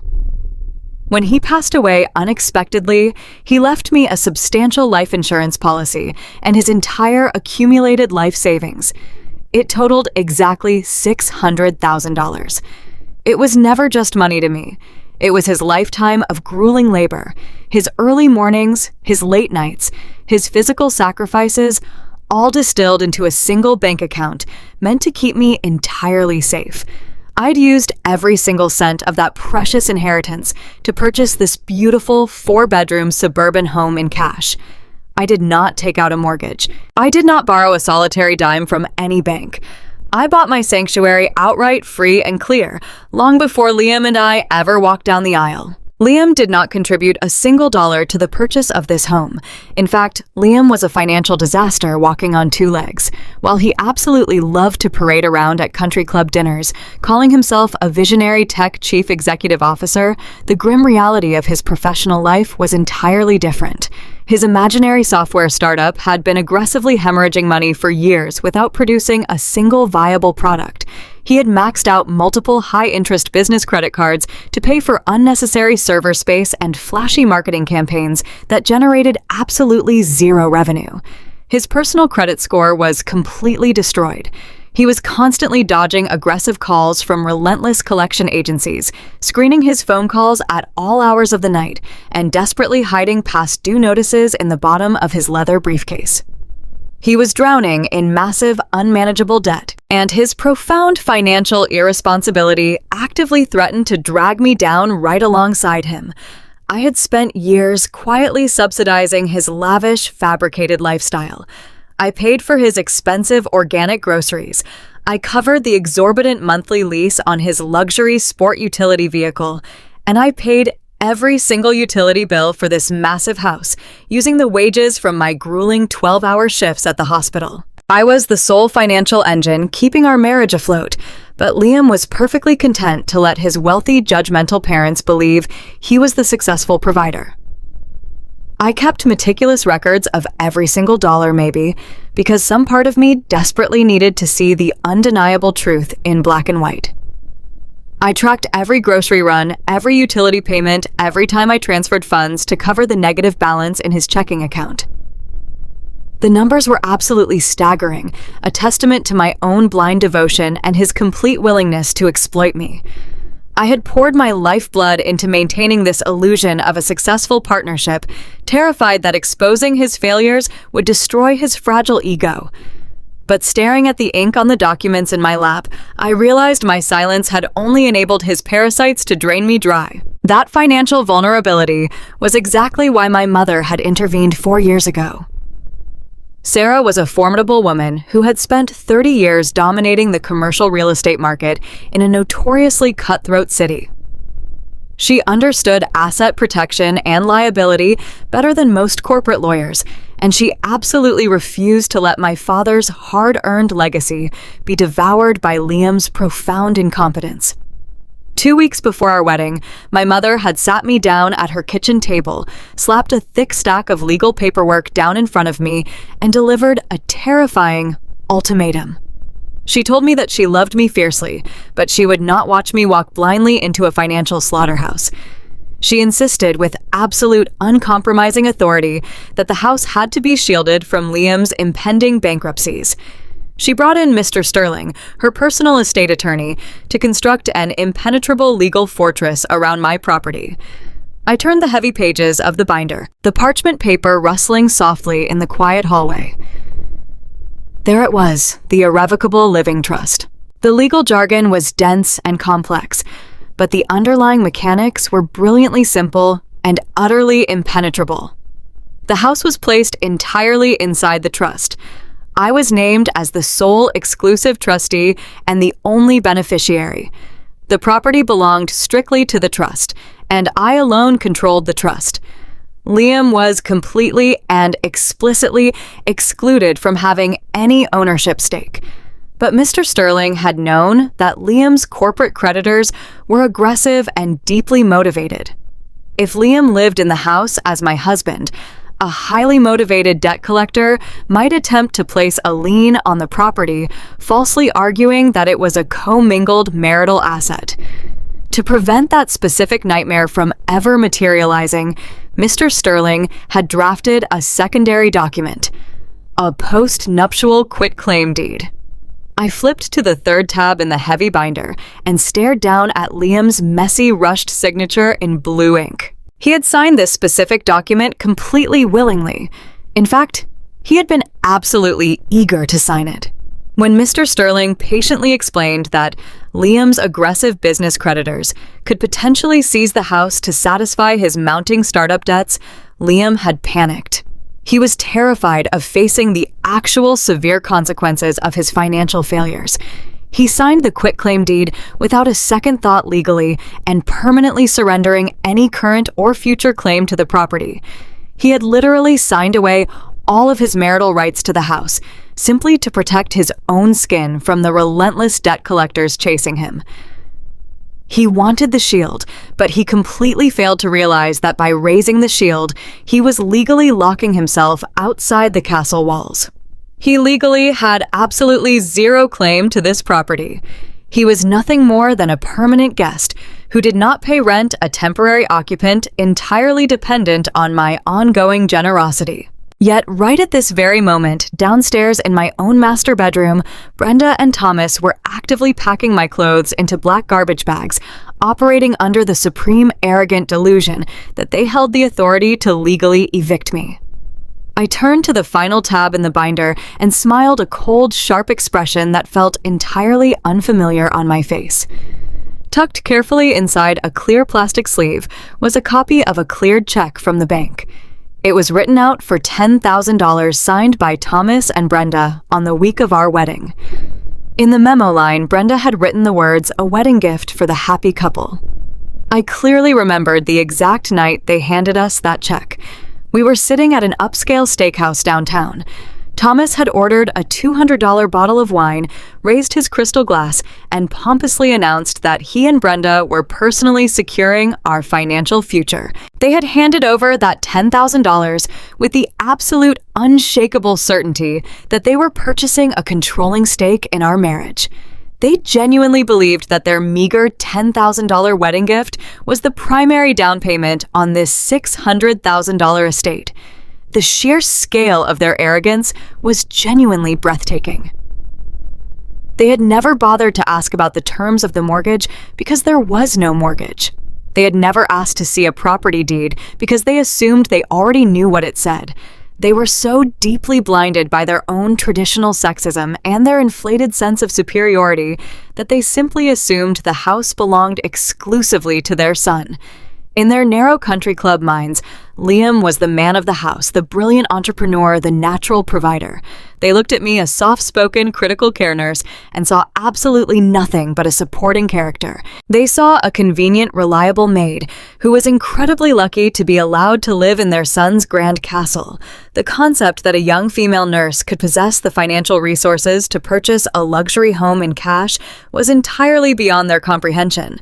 The idea that I was actually the sole owner, the sole financial provider, and the exclusive legal authority of the estate was a concept they were literally incapable of processing. They believed Liam owned the house, and because they fundamentally believed they owned Liam, they naturally concluded that this massive house belonged to them. They had spent the last 4 years treating my personal sanctuary like their own private vacation home, rearranging my carefully chosen furniture, loudly criticizing my choice of groceries, and demanding I cater to their every single whim. And now they were actively plotting to throw me out into the street so their recently divorced daughter could take over my master bedroom. I sat on the stairs running my fingers over the cold ink of the bank statements and allowed myself to truly process the magnitude of the psychological abuse I had endured. For 4 long years, I had willfully blinded myself to the brutal reality of my situation. I had deeply believed that marriage was about unconditional sacrifice. I had believed that if I just worked a little harder, if I just picked up one more grueling overtime shift at the hospital, if I just paid one more of Liam's overdue corporate bills, he would finally step up and be the equal partner I so desperately needed. I'd poured my entire lifeblood into maintaining this exhausting illusion of a successful, happy family. But the documents resting heavily in my lap told the unvarnished, brutal truth. I was not a wife to this family. I was a completely disposable asset, a piece of machinery that had broken down during childbirth and was now scheduled for immediate replacement. Brenda and Thomas had actively encouraged this parasitic dynamic from the very beginning. I remembered a specific conversation from 2 years ago, right after I had emptied my savings to pay off a massive tax penalty that Liam had incurred. I was exhausted, stressed to the absolute breaking point, and I had delicately suggested to Brenda that Liam might need to get a part-time job to help with the household bills while his application was in development. Brenda had looked at me as if I had just suggested her precious son scrub toilets for a living. She had sipped her expensive iced tea, patted my hand with condescending pity, and told me that I completely lacked vision. She had told me that behind every great man was a woman willing to hold down the fort, and that I was being incredibly selfish for prioritizing my temporary financial comfort over Liam's generational legacy. They had weaponized my sense of duty, using my deep desire for a happy family against me to ensure their son never had to face the reality of his own continuous failures. But looking at the heavy black binder on my lap, all of that emotional manipulation dissolved into absolute irrelevance. Emotional manipulation simply cannot overwrite a notarized quitclaim deed. Condescension cannot penetrate the legal armor of an irrevocable living trust. Brenda and Thomas were currently in my bedroom, stuffing my life into garbage bags, operating entirely on the false authority they had granted themselves. They were banking on my physical weakness. They were banking on my emotional devastation. They were relying on the fact that I was a bleeding, exhausted mother who had just barely survived a massive medical trauma. They assumed I would be too confused, too frightened, and too emotionally shattered to fight back. They had constructed a perfect malicious plan to claim my mental instability and steal my newborn son, and their plan relied entirely on me being the helpless, compliant victim they had always believed me to be. But the woman sitting on the stairs was not a victim. The woman sitting on the stairs was the absolute legal owner of the ground they were standing on. I closed the heavy leather binder. The sound echoed with a satisfying, decisive thud in the quiet hallway. The fever that had been ravaging my body suddenly felt like a source of pure energy rather than a weakness. The searing pain in my abdomen was a testament to my physical endurance, a reminder that I had literally survived death to bring my son into this world. I was not going to let a cowardly man and his entitled parents take my child from me. I was not going to let them force me into a cheap roadside motel. They wanted to play a dangerous game of power and eviction. They wanted to weaponize the law by calling the police for a psychiatric hold. I was more than ready to oblige them. I was going to introduce them to the absolute crushing weight of the actual law. I carefully stood up, clutching the binder tightly against my chest. Every single document inside was a loaded weapon aimed directly at the towering glass house of their arrogance. I had exactly 10 minutes left before my mother and Mr. Sterling would walk through the front door. 10 minutes to let Brenda finish packing my garbage bags. 10 minutes to let Liam stew in his pathetic, silent cowardice. 10 minutes to let them fully enjoy the sweet, intoxicating illusion of their victory before I shattered their entire reality into a million unrecoverable pieces. I took a deep, steadying breath, feeling the cold leather against my skin, and prepared to face the parasites who were currently trespassing in my home. I stepped out of the ensuite bathroom, and the heavy oak door clicked shut behind me. The sound was quiet, but in my mind, it echoed like a judge violently striking a wooden gavel against a block. I was no longer the terrified, bleeding woman they had cornered just 20 minutes ago.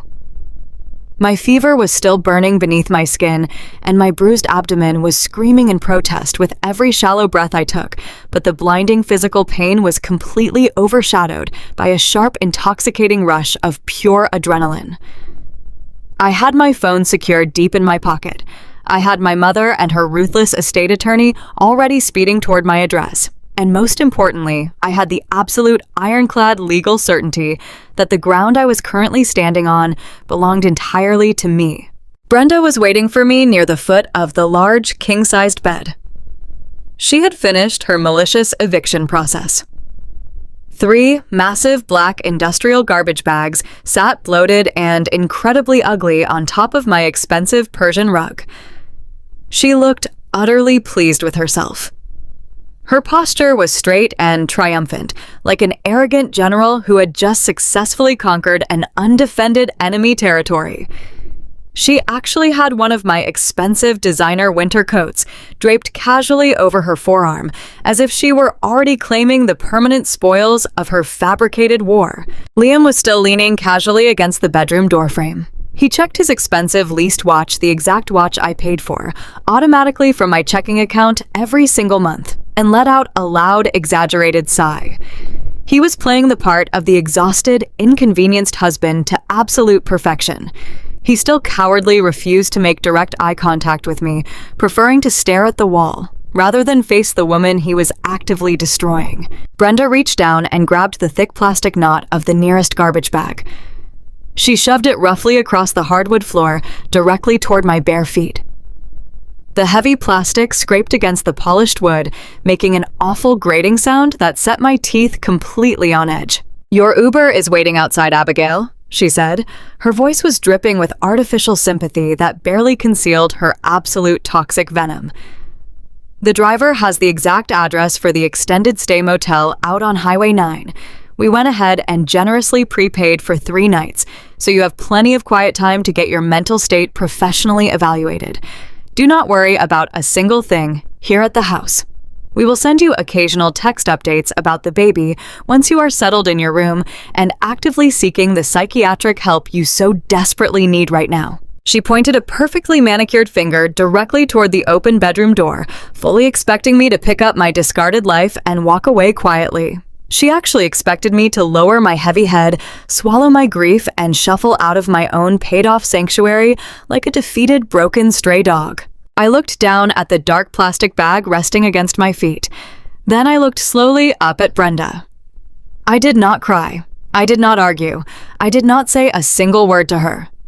I simply stepped right over the garbage bag, completely ignoring its existence, and walked directly toward the ornate wooden bassinet positioned in the far corner of the room. Brenda gasped loudly, her triumphant, smug smile instantly vanishing from her face. "What are you doing?" she snapped, stepping aggressively forward to block my path. "I just told you the car is waiting outside. You are in absolutely no condition to be anywhere near my grandson right now." I did not stop walking. I did not slow my pace for a fraction of a second. I walked right past her, forcing her to quickly step backward or risk being physically run over. My pelvis was burning with a white-hot, agonizing pain from my recent severe hemorrhage, but I completely detached my conscious mind from the physical sensation. Nothing in this entire world was going to stop me from reaching my child. I stood over the bassinet and looked down. Leo was completely awake. He was swaddled tightly in a soft blue hospital receiving blanket, his tiny dark eyes blinking up at the gently rotating ceiling fan. His small chest rose and fell in a steady, peaceful rhythm. My heart violently seized in my chest. I had almost died bringing this beautiful boy into the world. I had bled out on a cold delivery table and spent days hooked up to monitors in an intensive care unit just so he could safely breathe. I had not been allowed to hold him since the fleeting moment they cut the umbilical cord. I reached down into the bassinet and gently slid my trembling hands beneath his small, warm body. I lifted him up slowly, bringing him directly against my chest. The sweet, innocent scent of him flooded my exhausted senses, and a profound, overwhelming surge of pure maternal instinct washed away every remaining trace of my physical weakness. He felt so incredibly perfect. He felt exactly like mine. "Put him down immediately!" Brenda shrieked, her voice completely losing all of its carefully cultivated country club elegance. "Liam, do something right now." She is completely unstable. She is shaking and sweating, and she is going to drop him on the floor. Liam pushed himself off the doorframe, his face suddenly pale with genuine panic. "Abby, put the baby back down," he demanded, trying desperately to sound authoritative, but his voice was shaking with cowardice. "You are clearly having a severe mental break. You need to leave this house right now, before I am forced to call the police for a wellness check." I held my newborn son securely against my heart, supporting his fragile neck, and turned around to fully face my abusers. I did not shed a single tear. I did not raise my voice to match their hysterical panic. Before Liam could take another threatening step toward me, Thomas walked aggressively into the master bedroom. He had clearly heard his wife screaming all the way from the downstairs living room. My wealthy, entitled father-in-law filled the doorway, his face flushed a dark, angry red.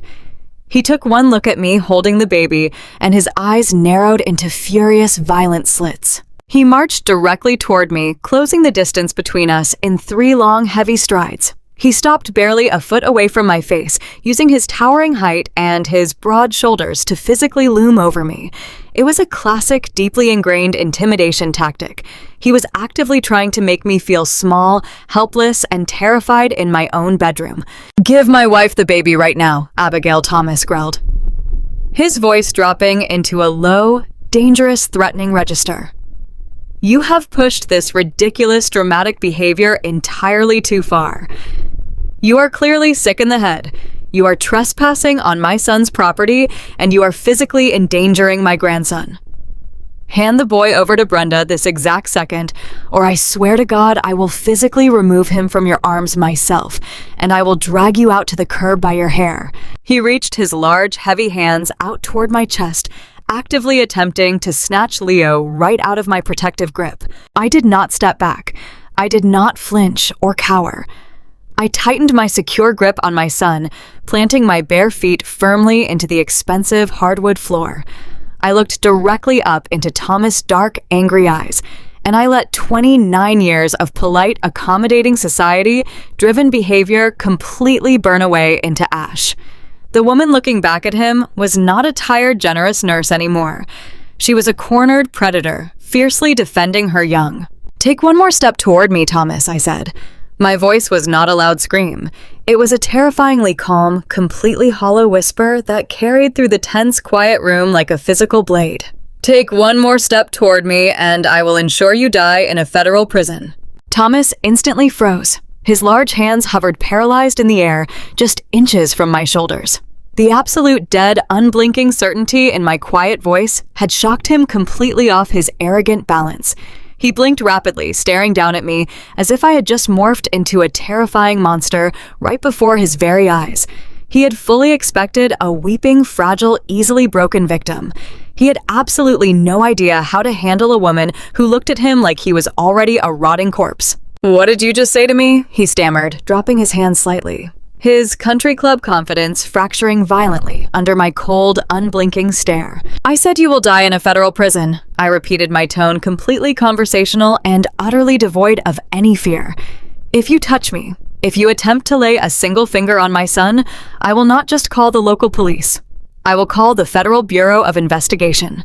I will happily hand over the comprehensive financial records that prove you and your pathetic son have been committing systematic wire fraud for the past 3 years. I will fully expose the illegal shell companies you helped him set up to hide his massive business debts from his venture capital investors. I will give the authorities the exact banking statements that show exactly where my hard-earned money went. And then I will personally press charges for aggravated assault, attempted kidnapping, and criminal trespass. So please, Thomas. I tilted my head slightly, challenging him. Take the step. Give me the exact physical excuse I need to absolutely ruin the rest of your miserable, arrogant life. I was entirely bluffing about having proof of wire fraud. I had no concrete idea if they were actually committing federal financial crimes, but given Liam's desperate history of hiding money and Thomas' overwhelming, arrogant entitlement, it was a highly educated psychological guess.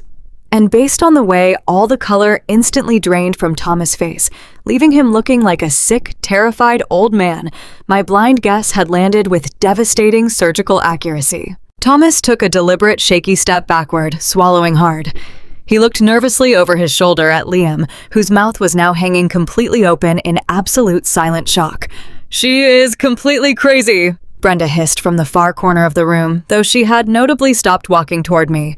"She is totally delusional, Liam. Call 911 right now. Tell the dispatcher she is having a violent psychotic episode and actively threatening our lives." Liam pulled his expensive smartphone from his pocket, his hands trembling visibly under the crushing pressure. "You leave me absolutely no choice, Abby," he said, trying to sound like a reluctant, protecting hero instead of a cornered, pathetic rat. "You need an emergency psychiatric hold. You are completely detached from reality right now. This is truly for your own good." He raised the phone and began to type in the numbers. I stood my ground, holding Leo incredibly close to my chest, feeling his tiny, steady heartbeat drumming beautifully against my own. I did not beg Liam to stop dialing. I did not try to frantically explain the irrevocable living trust or the signed quitclaim deed currently resting in my floor safe. I desperately wanted him to fully commit to his malicious narrative. I wanted him to dial the police because the authorities were exactly who I wanted standing in this room when the actual legal owner of this estate finally laid down the law. The stale air in the master bedroom was thick and suffocating.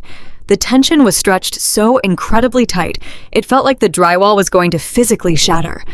Brenda was breathing heavily, glaring at me with pure, unadulterated hatred. Thomas was staring at the floor, visibly shaken by my threat and his own sudden fear of federal audits. Liam had his thumb hovering hesitantly over the green call button on his glowing screen, his eyes darting nervously between me and his parents, waiting for someone to give him the final permission to destroy his marriage permanently. And then the front doorbell rang. It was not a polite, gentle, friendly chime. It was followed instantly by a heavy, aggressive series of loud, authoritative knocks that echoed violently all the way up the grand custom staircase. The intense pounding was relentless and completely unapologetic. It sounded exactly like someone was actively preparing to break the heavy front door directly off its brass hinges if it was not unlocked and opened immediately. Liam paused, his thumb hovering frozen over his phone screen. The immense nervous tension in his rigid shoulders suddenly vanished completely, replaced by a sickening, highly arrogant smirk.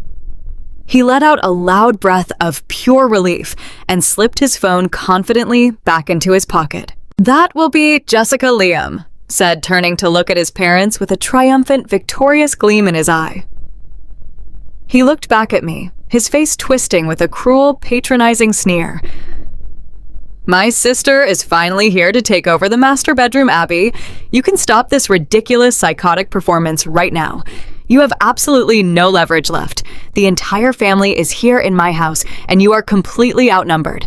Give my mother the baby and walk out the front door quietly, or I swear to God I will have the police drag you out into the street in handcuffs." He turned around and strode confidently out of the bedroom, marching down the long carpeted hallway and quickly descending the wooden stairs. He was so incredibly eager to welcome his recently divorced sister into her new stolen bedroom. He was so desperately eager to finalize my cruel eviction and claim his unearned victory over my life. I stood perfectly still in the center of the room, surrounded by the black garbage bags holding my sleeping son, and I waited. I listened carefully to Liam's quick, self-assured footsteps cross the hardwood floor of the downstairs entryway. I listened to the sharp, metallic click of the heavy deadbolt sliding back. I heard the massive wooden front door swing wide open. "Hey, Jess, I told you to just use the spare key," Liam started saying, his voice loud and incredibly cheerful, echoing up the staircase. His voice abruptly cut off. It did not just trail away into a whisper, it completely and instantly flatlined. A profound, heavy, terrifying silence rushed rapidly up the staircase, suffocating the entire house. Liam did not say another word. He did not warmly greet his sister. He did not invite anyone inside the hallway.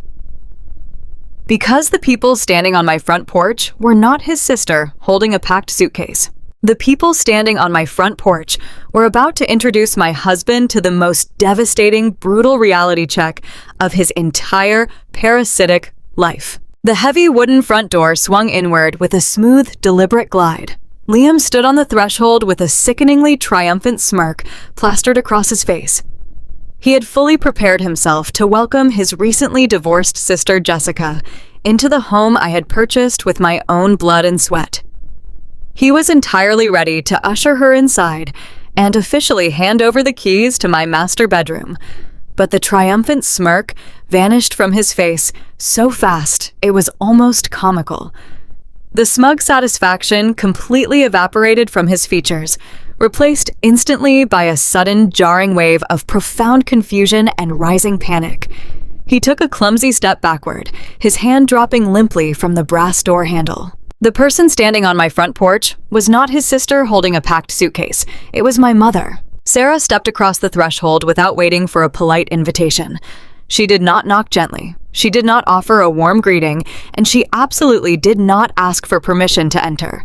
She simply walked into the grand entryway like she owned the very air inside the house.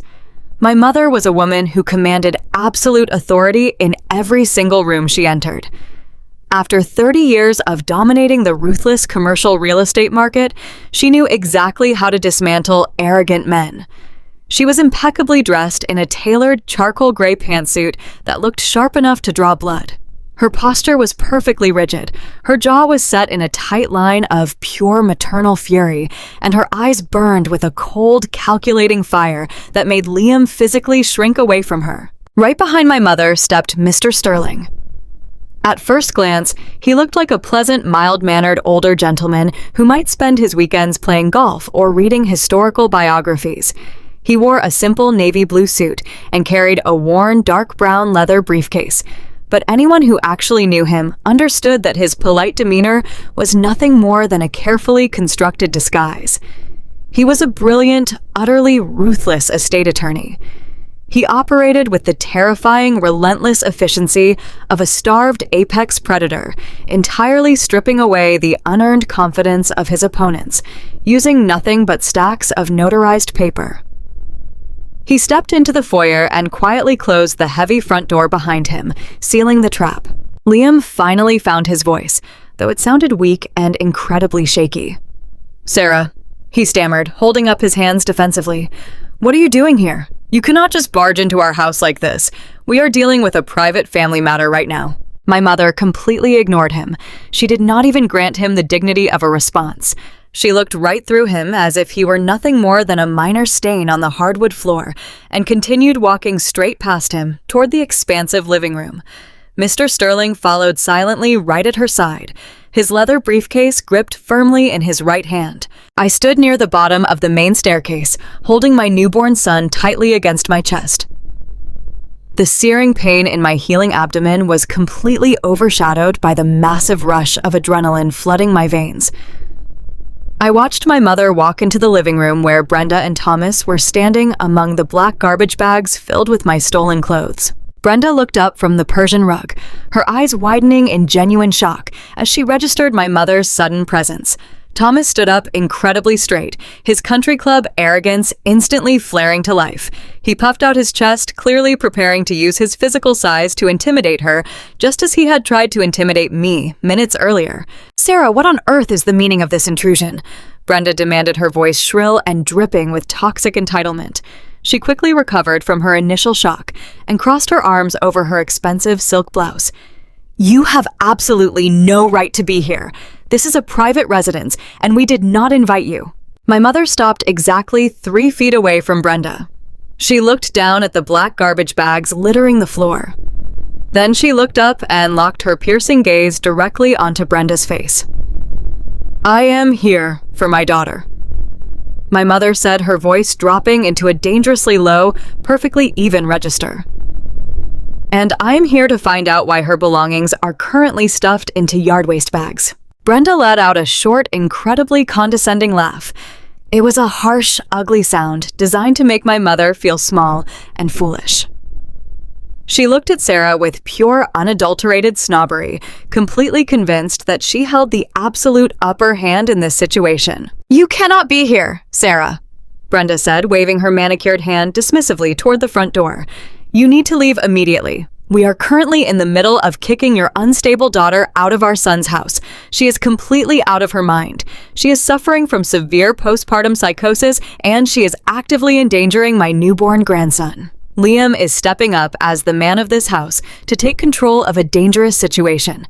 We are sending her to a quiet motel so she can get the psychiatric help she desperately needs without causing any more disruption to our family." Thomas stepped forward to back up his wife, utilizing his booming, authoritative corporate voice. "Your daughter has completely lost her grip on reality, Sarah," he stated firmly. "She is useless to my son right now. She cannot cook, she cannot clean, she cannot even manage to pay the basic household bills on time without causing a massive financial crisis for Liam. She is weeping constantly and acting incredibly erratic. We are doing what is best for Liam and for Leo by removing her from this environment. She has absolutely nowhere else to go but that motel, so I strongly suggest you pack up your things and escort your broken daughter or out the door before we are forced to dial the police and have her removed in handcuffs." They stood there, radiating absolute unearned confidence. They genuinely believed their own malicious narrative. They were completely blinded by their traditional sexism and their massive superiority complex, fully expecting my mother to burst into tears and accept their cruel assessment of my mental health. They expected Sarah to cower and apologize for my behavior. My mother did not cower. She did not shed a single tear. She simply turned her head slightly and looked at the quiet man standing beside her. "Mr. Sterling," my mother said calmly, "I believe it is time to clarify the actual reality of this situation for these trespassers." Mr. Sterling did not raise his voice. He did not point fingers or shout or engage in any kind of emotional theatrics. He simply nodded his head, politely walked forward, and placed his worn leather briefcase directly onto the center of the expensive glass coffee table. The brass latches clicked open with a sharp, resounding snap that echoed loudly in the tense, suffocating silence of the living room. He reached inside the dark interior of the briefcase and pulled out a thick, heavy stack of legally bound, notarized documents. He lifted them high enough for everyone to see and then dropped them onto the glass table. The heavy, authoritative thud of the paper striking the glass sent a physical shockwave through the room. It was the sound of absolute legal doom. "Good afternoon," Mr. Sterling began, his voice perfectly smooth, incredibly polite, and utterly terrifying in its surgical precision. "My name is Arthur Sterling. I am the managing partner at Sterling & Associates, and I serve as the exclusive legal counsel for the Abigail Myers Irrevocable Living Trust." Thomas frowned deeply, his thick eyebrows pulling together in confusion. "A living trust," he scoffed, waving his hand at the stack of papers. "What does some ridiculous family trust have to do with my son kicking his erratic wife out of his own house?" "It has absolutely everything to do with it," Mr. Sterling replied, stepping smoothly around the coffee table to dissect their towering arrogance piece by piece. You see, Thomas, you have spent the last 10 minutes loudly claiming that your son Liam is the owner of this estate. You have repeatedly referred to this property as his house. You have packed Abigail's belongings into garbage bags under the incredibly misguided assumption that Liam possesses the legal authority to evict her. Mr. Sterling picked up the first thick document from the stack and held it out toward Thomas. However, the legal reality is vastly different from your highly imaginative fiction. This $600,000 property does not belong to your son. It never has. This entire estate was purchased completely in cash using funds exclusively inherited from Abigail's late father. Because the funds were not commingled, and because the purchase was executed prior to their legal marriage, the property was placed entirely into an irrevocable living trust. Brenda's condescending smile instantly vanished from her face. The color began to rapidly drain from her cheeks as the heavy legal terminology washed over her. Abigail is the sole appointed trustee and the exclusive legal beneficiary of this trust. Mr. Sterling continued, his voice remaining relentlessly calm and polite. Your son, Liam, is explicitly and permanently excluded from possessing any ownership stake, any equity, or any decision-making authority regarding this property. He is legally classified as nothing more than a permitted occupant, an occupant whose permission to reside here can be revoked by the trustee at any given moment. That is an absolute lie, Liam shouted from the hallway, his voice cracking with sudden, desperate panic. He rushed into the living room, his face pale and sweating. I am her legal husband. We have been married for 4 years. This is a marital asset. I have marital rights to this house. You cannot just completely write a spouse out of a massive real estate asset like that. I am entitled to half of this property. Mr. Sterling turned his head slowly and looked at Liam with an expression of profound, almost pitying amusement. He reached back down to the glass table and picked up a single sheet of paper, protected inside a clear plastic sleeve. You might have had a minor argument for marital commingling if you had contributed financially to the maintenance of the home, Mr. Sterling explained smoothly. However, my forensic accounting team has already verified that Abigail has paid every single property tax bill, every utility invoice, and every maintenance cost entirely from her separate individual checking account for the past 4 years. But more importantly, Liam, you willingly surrendered any potential marital claim to this property precisely 3 years and 10 months ago. Liam froze in his tracks. He stared at the piece of paper in the lawyer's hand, his eyes widening in absolute horror as a forgotten memory suddenly crashed down upon him. Mr. Sterling laid the document flat on the table, tapping his index finger directly onto a line of blue ink at the bottom of the page. This is a post-nuptial quitclaim deed, Mr. Sterling announced to the room. It was legally drafted by my office and voluntarily signed by Liam in the presence of a certified notary public. By signing this specific document, Liam legally and permanently relinquished any current or future claim right or title to this specific parcel of real estate. Thomas turned furiously toward his son, his face flushing a dark, angry red. Liam, what is he talking about? Thomas demanded harshly. Why in the name of God would you ever sign a legal document surrendering your rights to a $600,000 piece of property? Are you completely out of your mind? Liam could not answer. He stared at his expensive shoes, his jaw trembling uncontrollably, completely unable to meet his wealthy father's furious gaze. I can answer that question for you, Thomas, Mr. Sterling offered generously, sliding the quitclaim deed back into the stack. Your son eagerly signed this quitclaim deed because he was absolutely desperate to hide his assets. At the time of the signing, Liam's highly publicized technology startup was experiencing catastrophic financial failures. He had amassed massive amounts of high-interest corporate debt, and he was actively being pursued by multiple aggressive collection agencies. Brenda gasped loudly, her hand flying to her chest as if she had just been physically struck. She looked at Liam with pure, unadulterated shock. Liam had spent years telling his country club parents that he was a brilliant, highly successful chief executive officer. He had let them believe he was a visionary entrepreneur who provided a lavish lifestyle for his quiet, ungrateful wife. The sudden revelation of his total financial ruin in front of his parents was a devastating, deeply humiliating blow. He was absolutely terrified that his angry creditors would attempt to place a legal lien on this estate to satisfy his mounting corporate debts. Mr. Sterling continued completely dismantling the last remaining shreds of Liam's false identity. Therefore, Liam enthusiastically signed away all of his marital rights to this house in order to legally shield himself from the financial consequences of his own profound incompetence. He wanted the legal protection of the trust, but he completely failed to comprehend that by utilizing that shield, he permanently locked himself out of the castle. He has absolutely zero legal standing to claim any inheritance or equity through his marital relationship because this specific document severed that connection completely. The silence that fell over the expansive living room was incredibly heavy and absolute.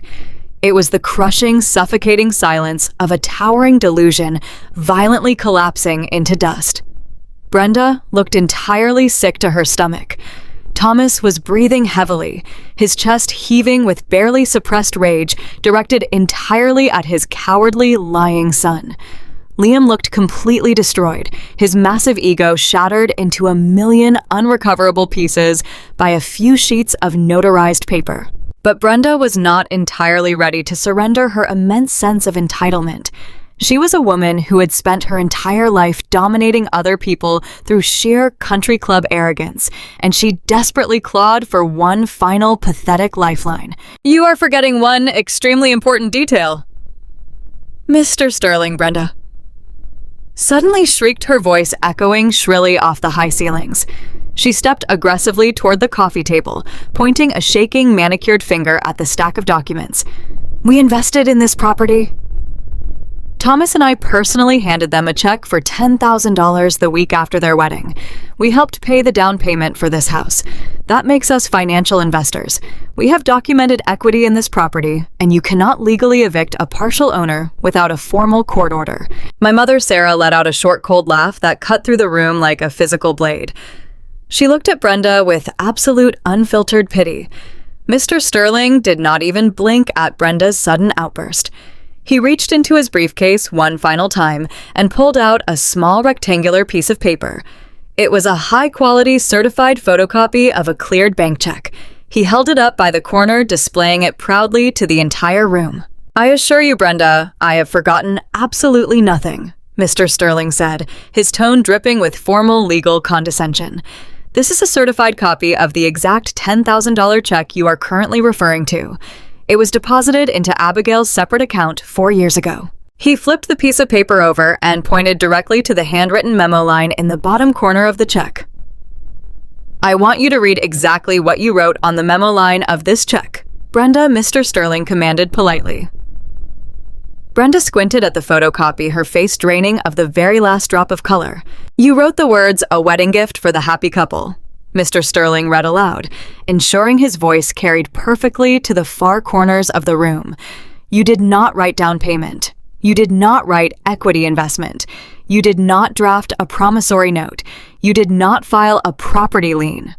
Under federal tax law and state property law, a financial transfer explicitly labeled as a wedding gift provides the giver with absolutely zero legal claim, zero equity, and zero ownership rights to any subsequent purchases made by the recipient." Mr. Sterling dropped the photocopy of the check onto the glass coffee table. It fluttered down softly, landing perfectly on top of the quitclaim deed.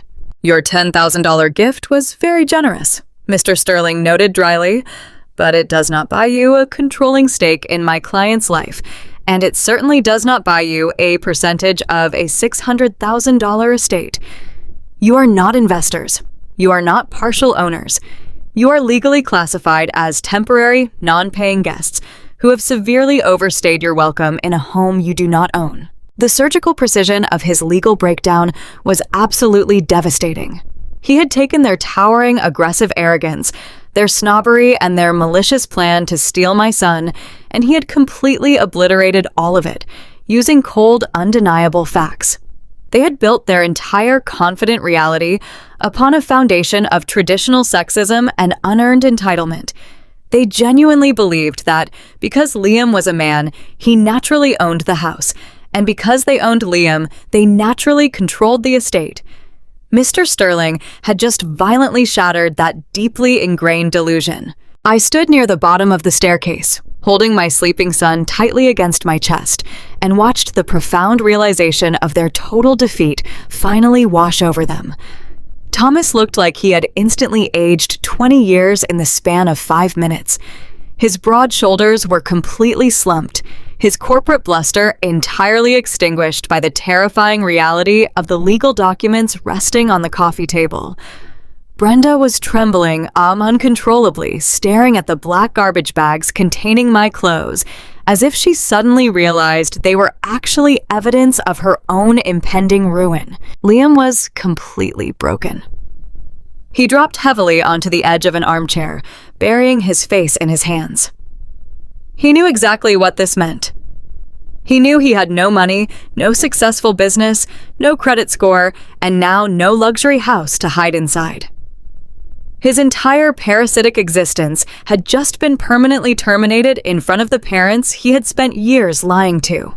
Mr. Sterling calmly closed the brass latches on his empty leather briefcase. The sharp clicks echoed loudly in the defeated room. He picked up his briefcase, straightened his navy blue suit jacket, and looked directly at Thomas and Brenda. "Now that we have completely clarified the irrefutable legal reality of this estate," Mr. Sterling announced quietly, "I highly recommend you begin unpacking those black garbage bags. You are going to need them for your own belongings." Brenda's face contorted into a mask of pure, unfiltered rage. The absolute finality of Mr. Sterling's words hung in the living room, but she violently refused to accept her defeat. She was a woman who had spent her entire adult life bending the world to her will through sheer volume and country club intimidation. She took an aggressive step toward the glass coffee table, pointing a shaking, perfectly manicured finger directly at the estate attorney. "You are completely out of your mind if you think you can just march in here and order us to leave," she screamed, her voice shrill and echoing off the high ceilings. "We have established legal residency in this house. We have been living here for nearly a week, helping to care for our newborn grandson. I know exactly how the law works. You cannot just throw people out onto the street without a formal 30-day eviction notice. We have established tenant rights, and we are not going anywhere until a judge forces us to leave." Thomas immediately stepped up right beside his wife, his broad chest puffed out with arrogant, false authority. "She is exactly right," he bellowed, crossing his arms defiantly. "You might have some fancy trust documents, but physical possession is 9/10 of the law. We are officially residing here. If you want us gone, you will have to file the proper eviction paperwork through the local county court system. That process takes months, so I suggest you pack up your little leather briefcase and get out of our house before I lose my temper." Mr. Sterling did not even blink. He did not take a step back, and he certainly did not pack up his briefcase. He simply smiled. It was not a warm or friendly expression. It was a cold, chilling smile that completely stripped away the remaining oxygen in the room. He looked at Thomas and Brenda the exact same way a scientist might examine an interesting but ultimately harmless insect under a microscope. "You are fundamentally misunderstanding your legal classification here," Mr. Sterling said, his voice dropping into a register of absolute chilling calm. "To possess tenant rights, you must actually be a tenant. A tenant is defined as an individual who has signed a legally binding lease agreement, or someone who provides regular documented financial compensation in exchange for lodging. You have signed absolutely no lease. You do not pay a single dime in rent. You do not contribute to the property taxes or the utility bills.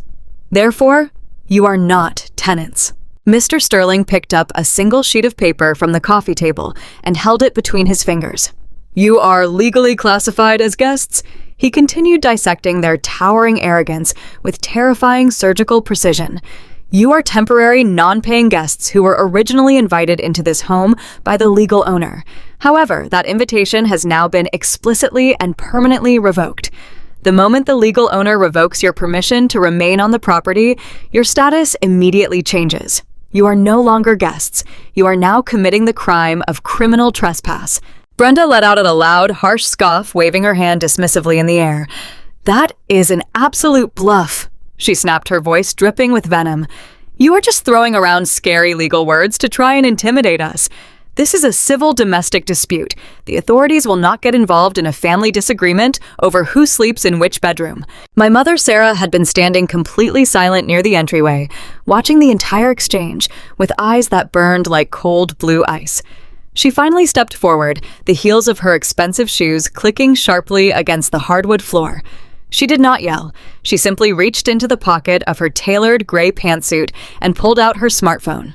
"I am so incredibly glad you brought up the authorities, Brenda," my mother said, her tone dripping with pure, unfiltered satisfaction. "Because I actually called the local police precinct precisely 10 minutes before Mr. Sterling and I walked through that front door. I informed the dispatcher that my daughter was currently being held hostage in her own home by hostile trespassers who were actively threatening her safety and attempting to steal her newborn child." The smug, confident sneer completely vanished from Brenda's face. Thomas dropped his arms, his jaw falling slightly open. Liam let out a pathetic whimpering sound from the corner of the room, his eyes darting frantically toward the front windows. They had all been completely convinced that they held the absolute upper hand. They had built their entire malicious strategy around the assumption that I was a broken, isolated victim who would never dare to fight back. They never imagined that I would summon a retired real estate shark and a ruthless attorney to burn their entire operation to the ground. Right on cue, the heavy brass knocker on the front door pounded 3 times. The sound echoed violently through the tense, silent house. It was not the polite, gentle knock of a neighbor. It was the firm, uncompromising demand of law enforcement. My mother turned around gracefully and walked to the entryway, pulling open the heavy wooden door. 2 uniformed police officers stood on the front porch, their hands resting casually on their duty belts.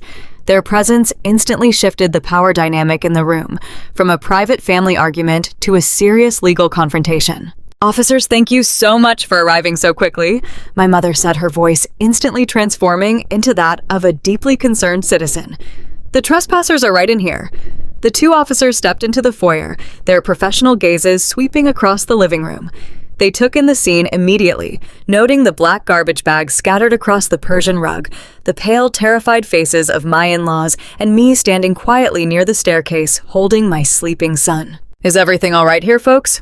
the older officer asked, stepping forward. "We received a call regarding an active trespassing situation and potential domestic disturbance." Thomas instantly lunged forward, his country club bluster returning in a desperate, frantic wave. "Officers, this is just a massive misunderstanding," he said, using his deepest, most authoritative corporate voice. He tried to clap the older officer on the shoulder, but the officer stepped back professionally, avoiding the physical contact. "I am Thomas Mitchell, and this is my son Liam's house. We are simply having a minor disagreement with his wife about childcare arrangements. These people barged in and started making ridiculous threats. There is absolutely no crime happening here." Mr. Sterling smoothly intercepted the conversation before Thomas could spin another web of lies. "Officer, my name is Arthur Sterling," he said, presenting his legal credentials. "I represent the Abigail Myers Irrevocable Living Trust, which is the sole legal entity that owns this estate." He gestured toward me.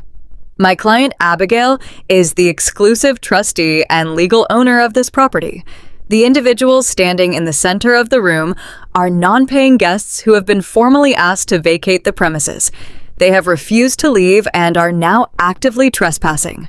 The younger officer frowned, looking back and forth between Thomas and the attorney. "Sir, do you have documentation to prove ownership?" he asked Mr. Sterling. "Absolutely," Mr. Sterling replied, picking up the heavy black binder from the coffee table. He opened it and presented the certified property deed, the trust documents, and finally the post-nuptial quitclaim deed signed by Liam. The older officer took the binder, reviewing the notarized documents with a practiced eye. The silence in the room was deafening.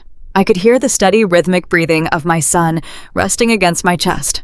I watched the officer flip through the pages, tracing the signatures and verifying the legal seals. After a long, agonizing minute, the officer closed the binder and handed it back to Mr. Sterling. "The paperwork is completely in order," the officer stated firmly. He turned his attention directly to Thomas and Brenda, and his tone lost all traces of polite inquiry.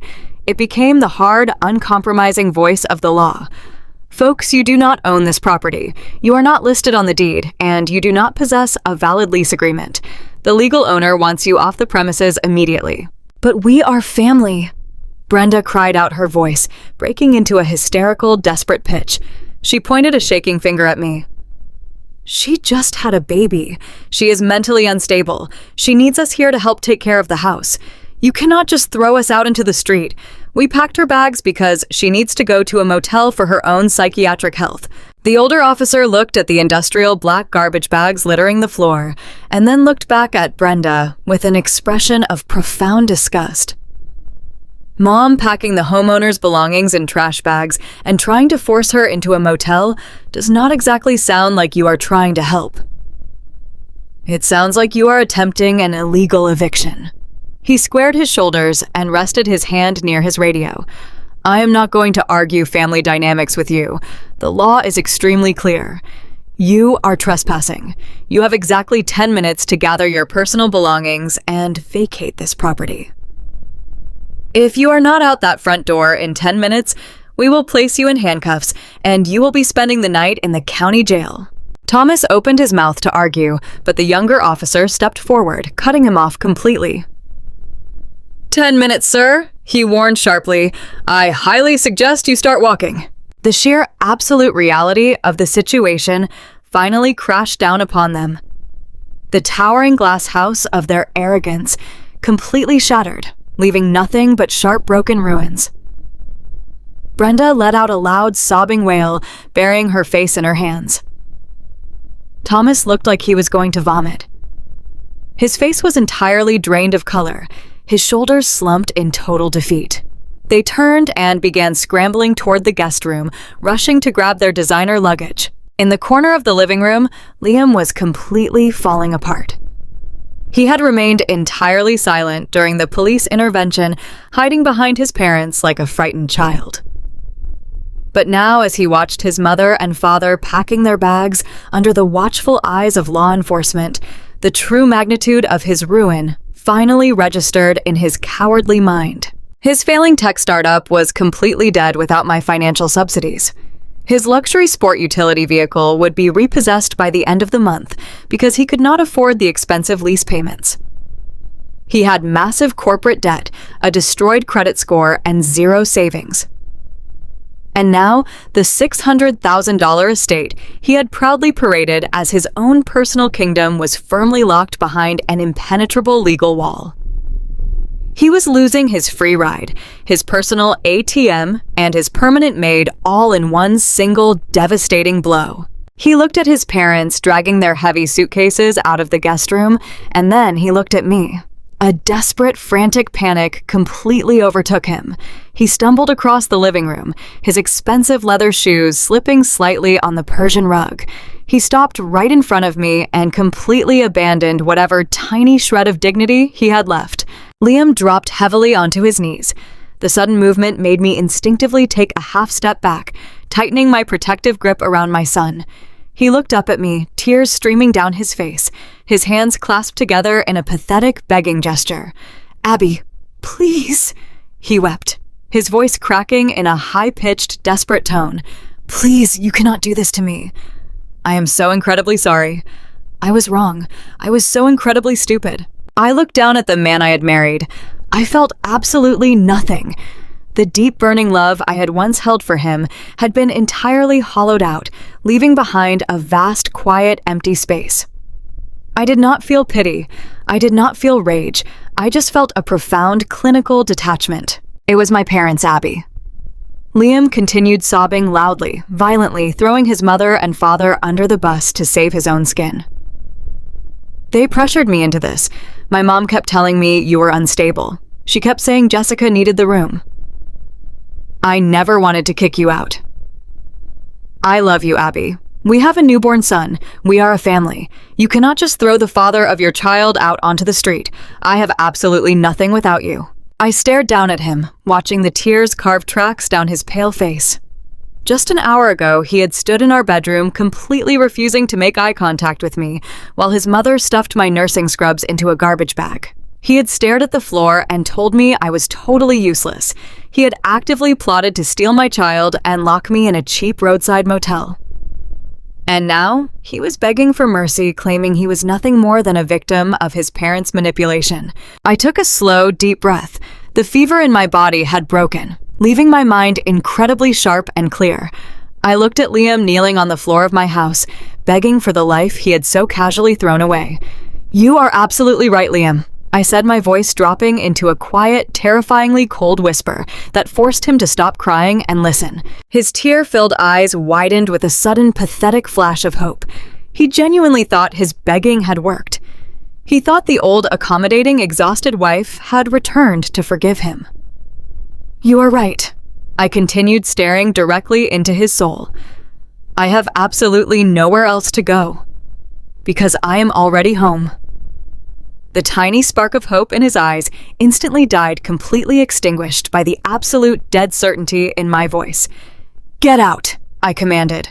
Liam collapsed forward, burying his face in his hands, weeping uncontrollably. He did not try to argue again. He knew it was entirely over. The older police officer stepped forward, grabbing Liam firmly by the shoulder of his expensive shirt and hauling him roughly to his feet. "Time is up," the officer announced loudly. "Everyone outside right now." The next 5 minutes were a masterclass in cinematic, absolute humiliation. Brenda and Thomas emerged from the guest room, dragging their heavy, floral designer suitcases across the hardwood floor. They looked completely broken, stripped of every single ounce of their country club superiority. Brenda was sobbing loudly, her mascara running in thick, dark rivers down her cheeks. Thomas kept his head bowed, staring at the floor, completely unable to make eye contact with the police officers or my mother. And then there were the garbage bags. The thick black heavy-duty yard waste bags that Brenda had maliciously packed with my clothing just an hour ago. Because they had run out of room in their designer luggage, and because the police officers were aggressively hurrying them out the door, they had no choice. "Grab your things and move," the younger officer ordered, pointing directly at the black plastic bags resting on the rug. Thomas and Liam had to bend down and physically pick up the very same garbage bags they had intended to use for my eviction. The heavy plastic scraped loudly against the floor. They looked exactly like a group of common thieves being marched out of a house they had just tried to rob. My mother Sarah stood near the front door, her posture perfectly straight, a cold, victorious smile resting on her lips. Mr. Sterling stood quietly beside her, holding his worn leather briefcase, looking entirely satisfied with a job flawlessly executed. I remained near the stairs, holding my son, watching the people who had tried to destroy me being marched out the door by armed police officers. They walked out onto the front porch, and the scene outside was even more devastating for their fragile egos. The flashing blue and red lights of the 2 police cruisers parked in the driveway had drawn the attention of the entire neighborhood. It was a quiet, upscale suburban street where people noticed everything. Doors were open. People were standing on their front lawns, holding mugs of coffee, completely mesmerized by the unfolding drama. They watched in absolute stunned silence as Thomas, Brenda, and Liam dragged heavy black garbage bags and designer suitcases down the front walkway. The wealthy, arrogant in-laws who always bragged loudly about their country club memberships at neighborhood block parties were doing a literal walk of shame under police escort. Brenda tried to hide her face behind her hand, weeping hysterically as she walked toward Liam's leased luxury sport utility vehicle. Thomas shoved the garbage bags into the trunk, his face burning dark crimson with public embarrassment. Liam stumbled toward the passenger door, looking like a completely broken, empty shell of a man. The neighbors watched every single second of their humiliating departure. The older police officer stood on the front walkway, keeping a close eye on them until all 3 of them were packed inside the vehicle. Liam started the engine, the heavy engine roaring to life in the quiet neighborhood. He threw the car into reverse and backed rapidly out of the driveway, speeding away down the street as fast as he could to escape the burning judgment of the neighbors. The 2 police officers turned around and walked back to the front porch. The older officer tipped his hat to my mother and Mr. Sterling. "The premises are secure, folks," he said politely. "We will file a formal report of the incident. If they attempt to return or harass you in any way, Do not hesitate to call us immediately." "Thank you, officers," my mother said warmly. "We appreciate your prompt assistance." The officers returned to their cruisers, turning off the flashing lights and slowly driving away.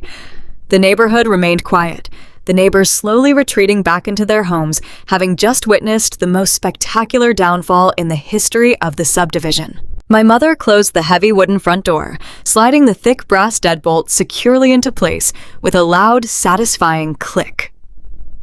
The massive 4-bedroom house was suddenly incredibly quiet. The toxic, oppressive energy that had suffocated the air for the past 5 days was completely gone. It felt light. It felt entirely clean. My mother turned around and looked at me. The cold, fierce armor she had worn to destroy my enemies completely melted away. She walked over to me, wrapping her arms tightly around my shoulders, being incredibly careful not to press against my healing abdomen. "You did so beautifully, Abby," she whispered, her voice thick with genuine maternal pride. "You were so incredibly brave. I am so proud of you." I leaned my head against her shoulder, closing my eyes as a profound, overwhelming wave of absolute peace washed over my exhausted body. I looked down at Leo, who was still sleeping soundly against my chest, completely undisturbed by the chaos that had just raged around him. He was safe. My home was safe. My future was entirely mine again. The people who had called me useless, the people who had tried to discard me in a garbage bag and steal my child were gone forever, banished to face the brutal reality of their own failures. I had survived the hemorrhage. I had survived the betrayal.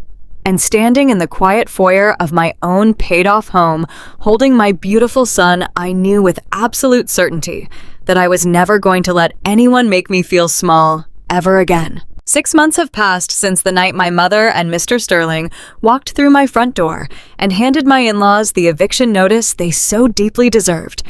Today, the heavy oak doors of my home remain securely locked to anyone who does not bring absolute peace and respect into my life. The house is incredibly quiet now, but it is no longer the terrifying, suffocating silence of a woman walking on eggshells. It is the warm, comforting quiet of a true sanctuary. I renovated the guest bedroom, stripping away every single lingering trace of Brenda's floral luggage and Thomas' arrogant presence, and transformed it into a bright, beautiful nursery and playroom for my son. Leo is 6 months old now. He is a happy, healthy, and thriving little boy who is growing up in an environment entirely free from toxic manipulation. My mother, Sarah, comes over for dinner every Sunday. We sit together in the living room, drinking coffee and watching Leo play on the Persian rugs. And I am overwhelmed with gratitude for the fierce, protective ally who helped me reclaim my entire existence. The legal and financial fallout from that night was remarkably swift and absolutely devastating for the people who tried to destroy me. I filed for divorce the very next morning. Liam initially tried to put up a fight.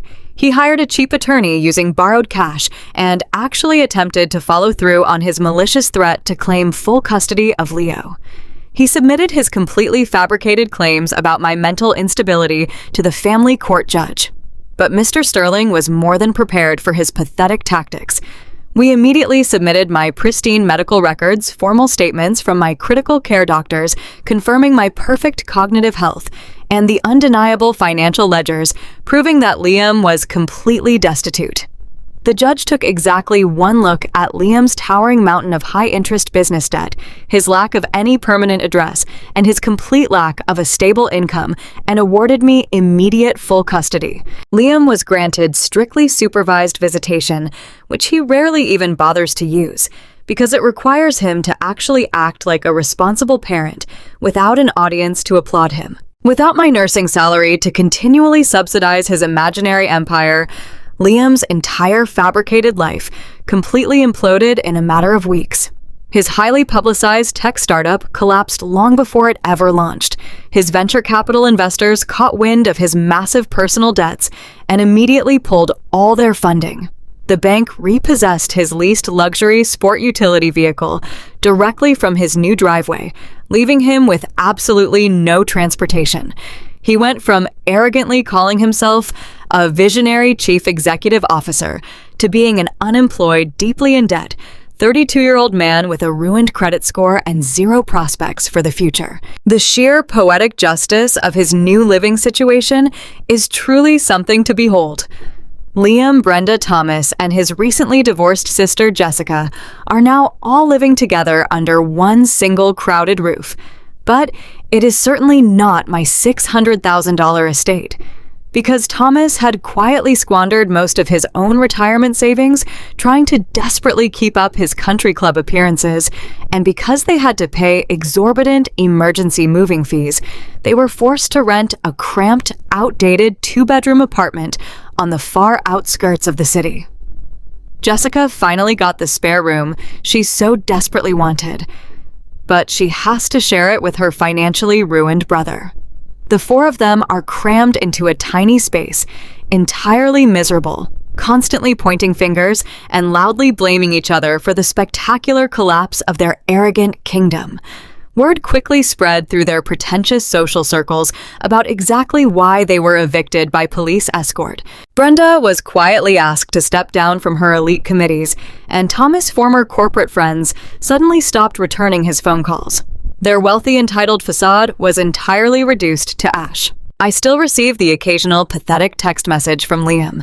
He usually sends them late at night, begging for another chance, claiming he misses his family and promising that he has finally changed. I never respond to a single one. I simply forward the messages to my attorney for the permanent legal record and delete them from my phone.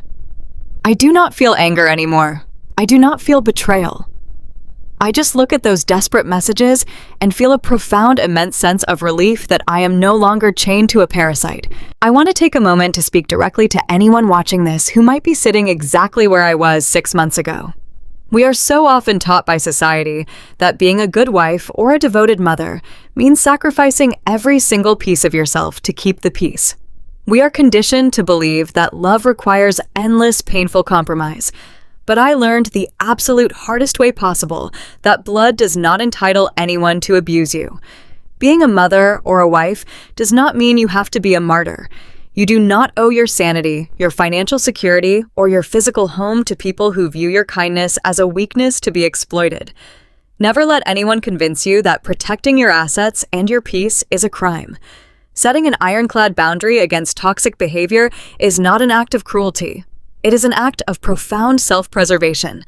If the people who are supposed to protect you are the ones actively holding the knife, you have every absolute right to walk away and let them face the brutal consequences of their own actions. If you have ever had to draw a hard line to protect your family, hit that like button and subscribe.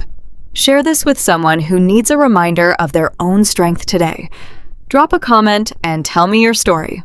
Until next time, remember, you are never useless, just because you refuse to be used.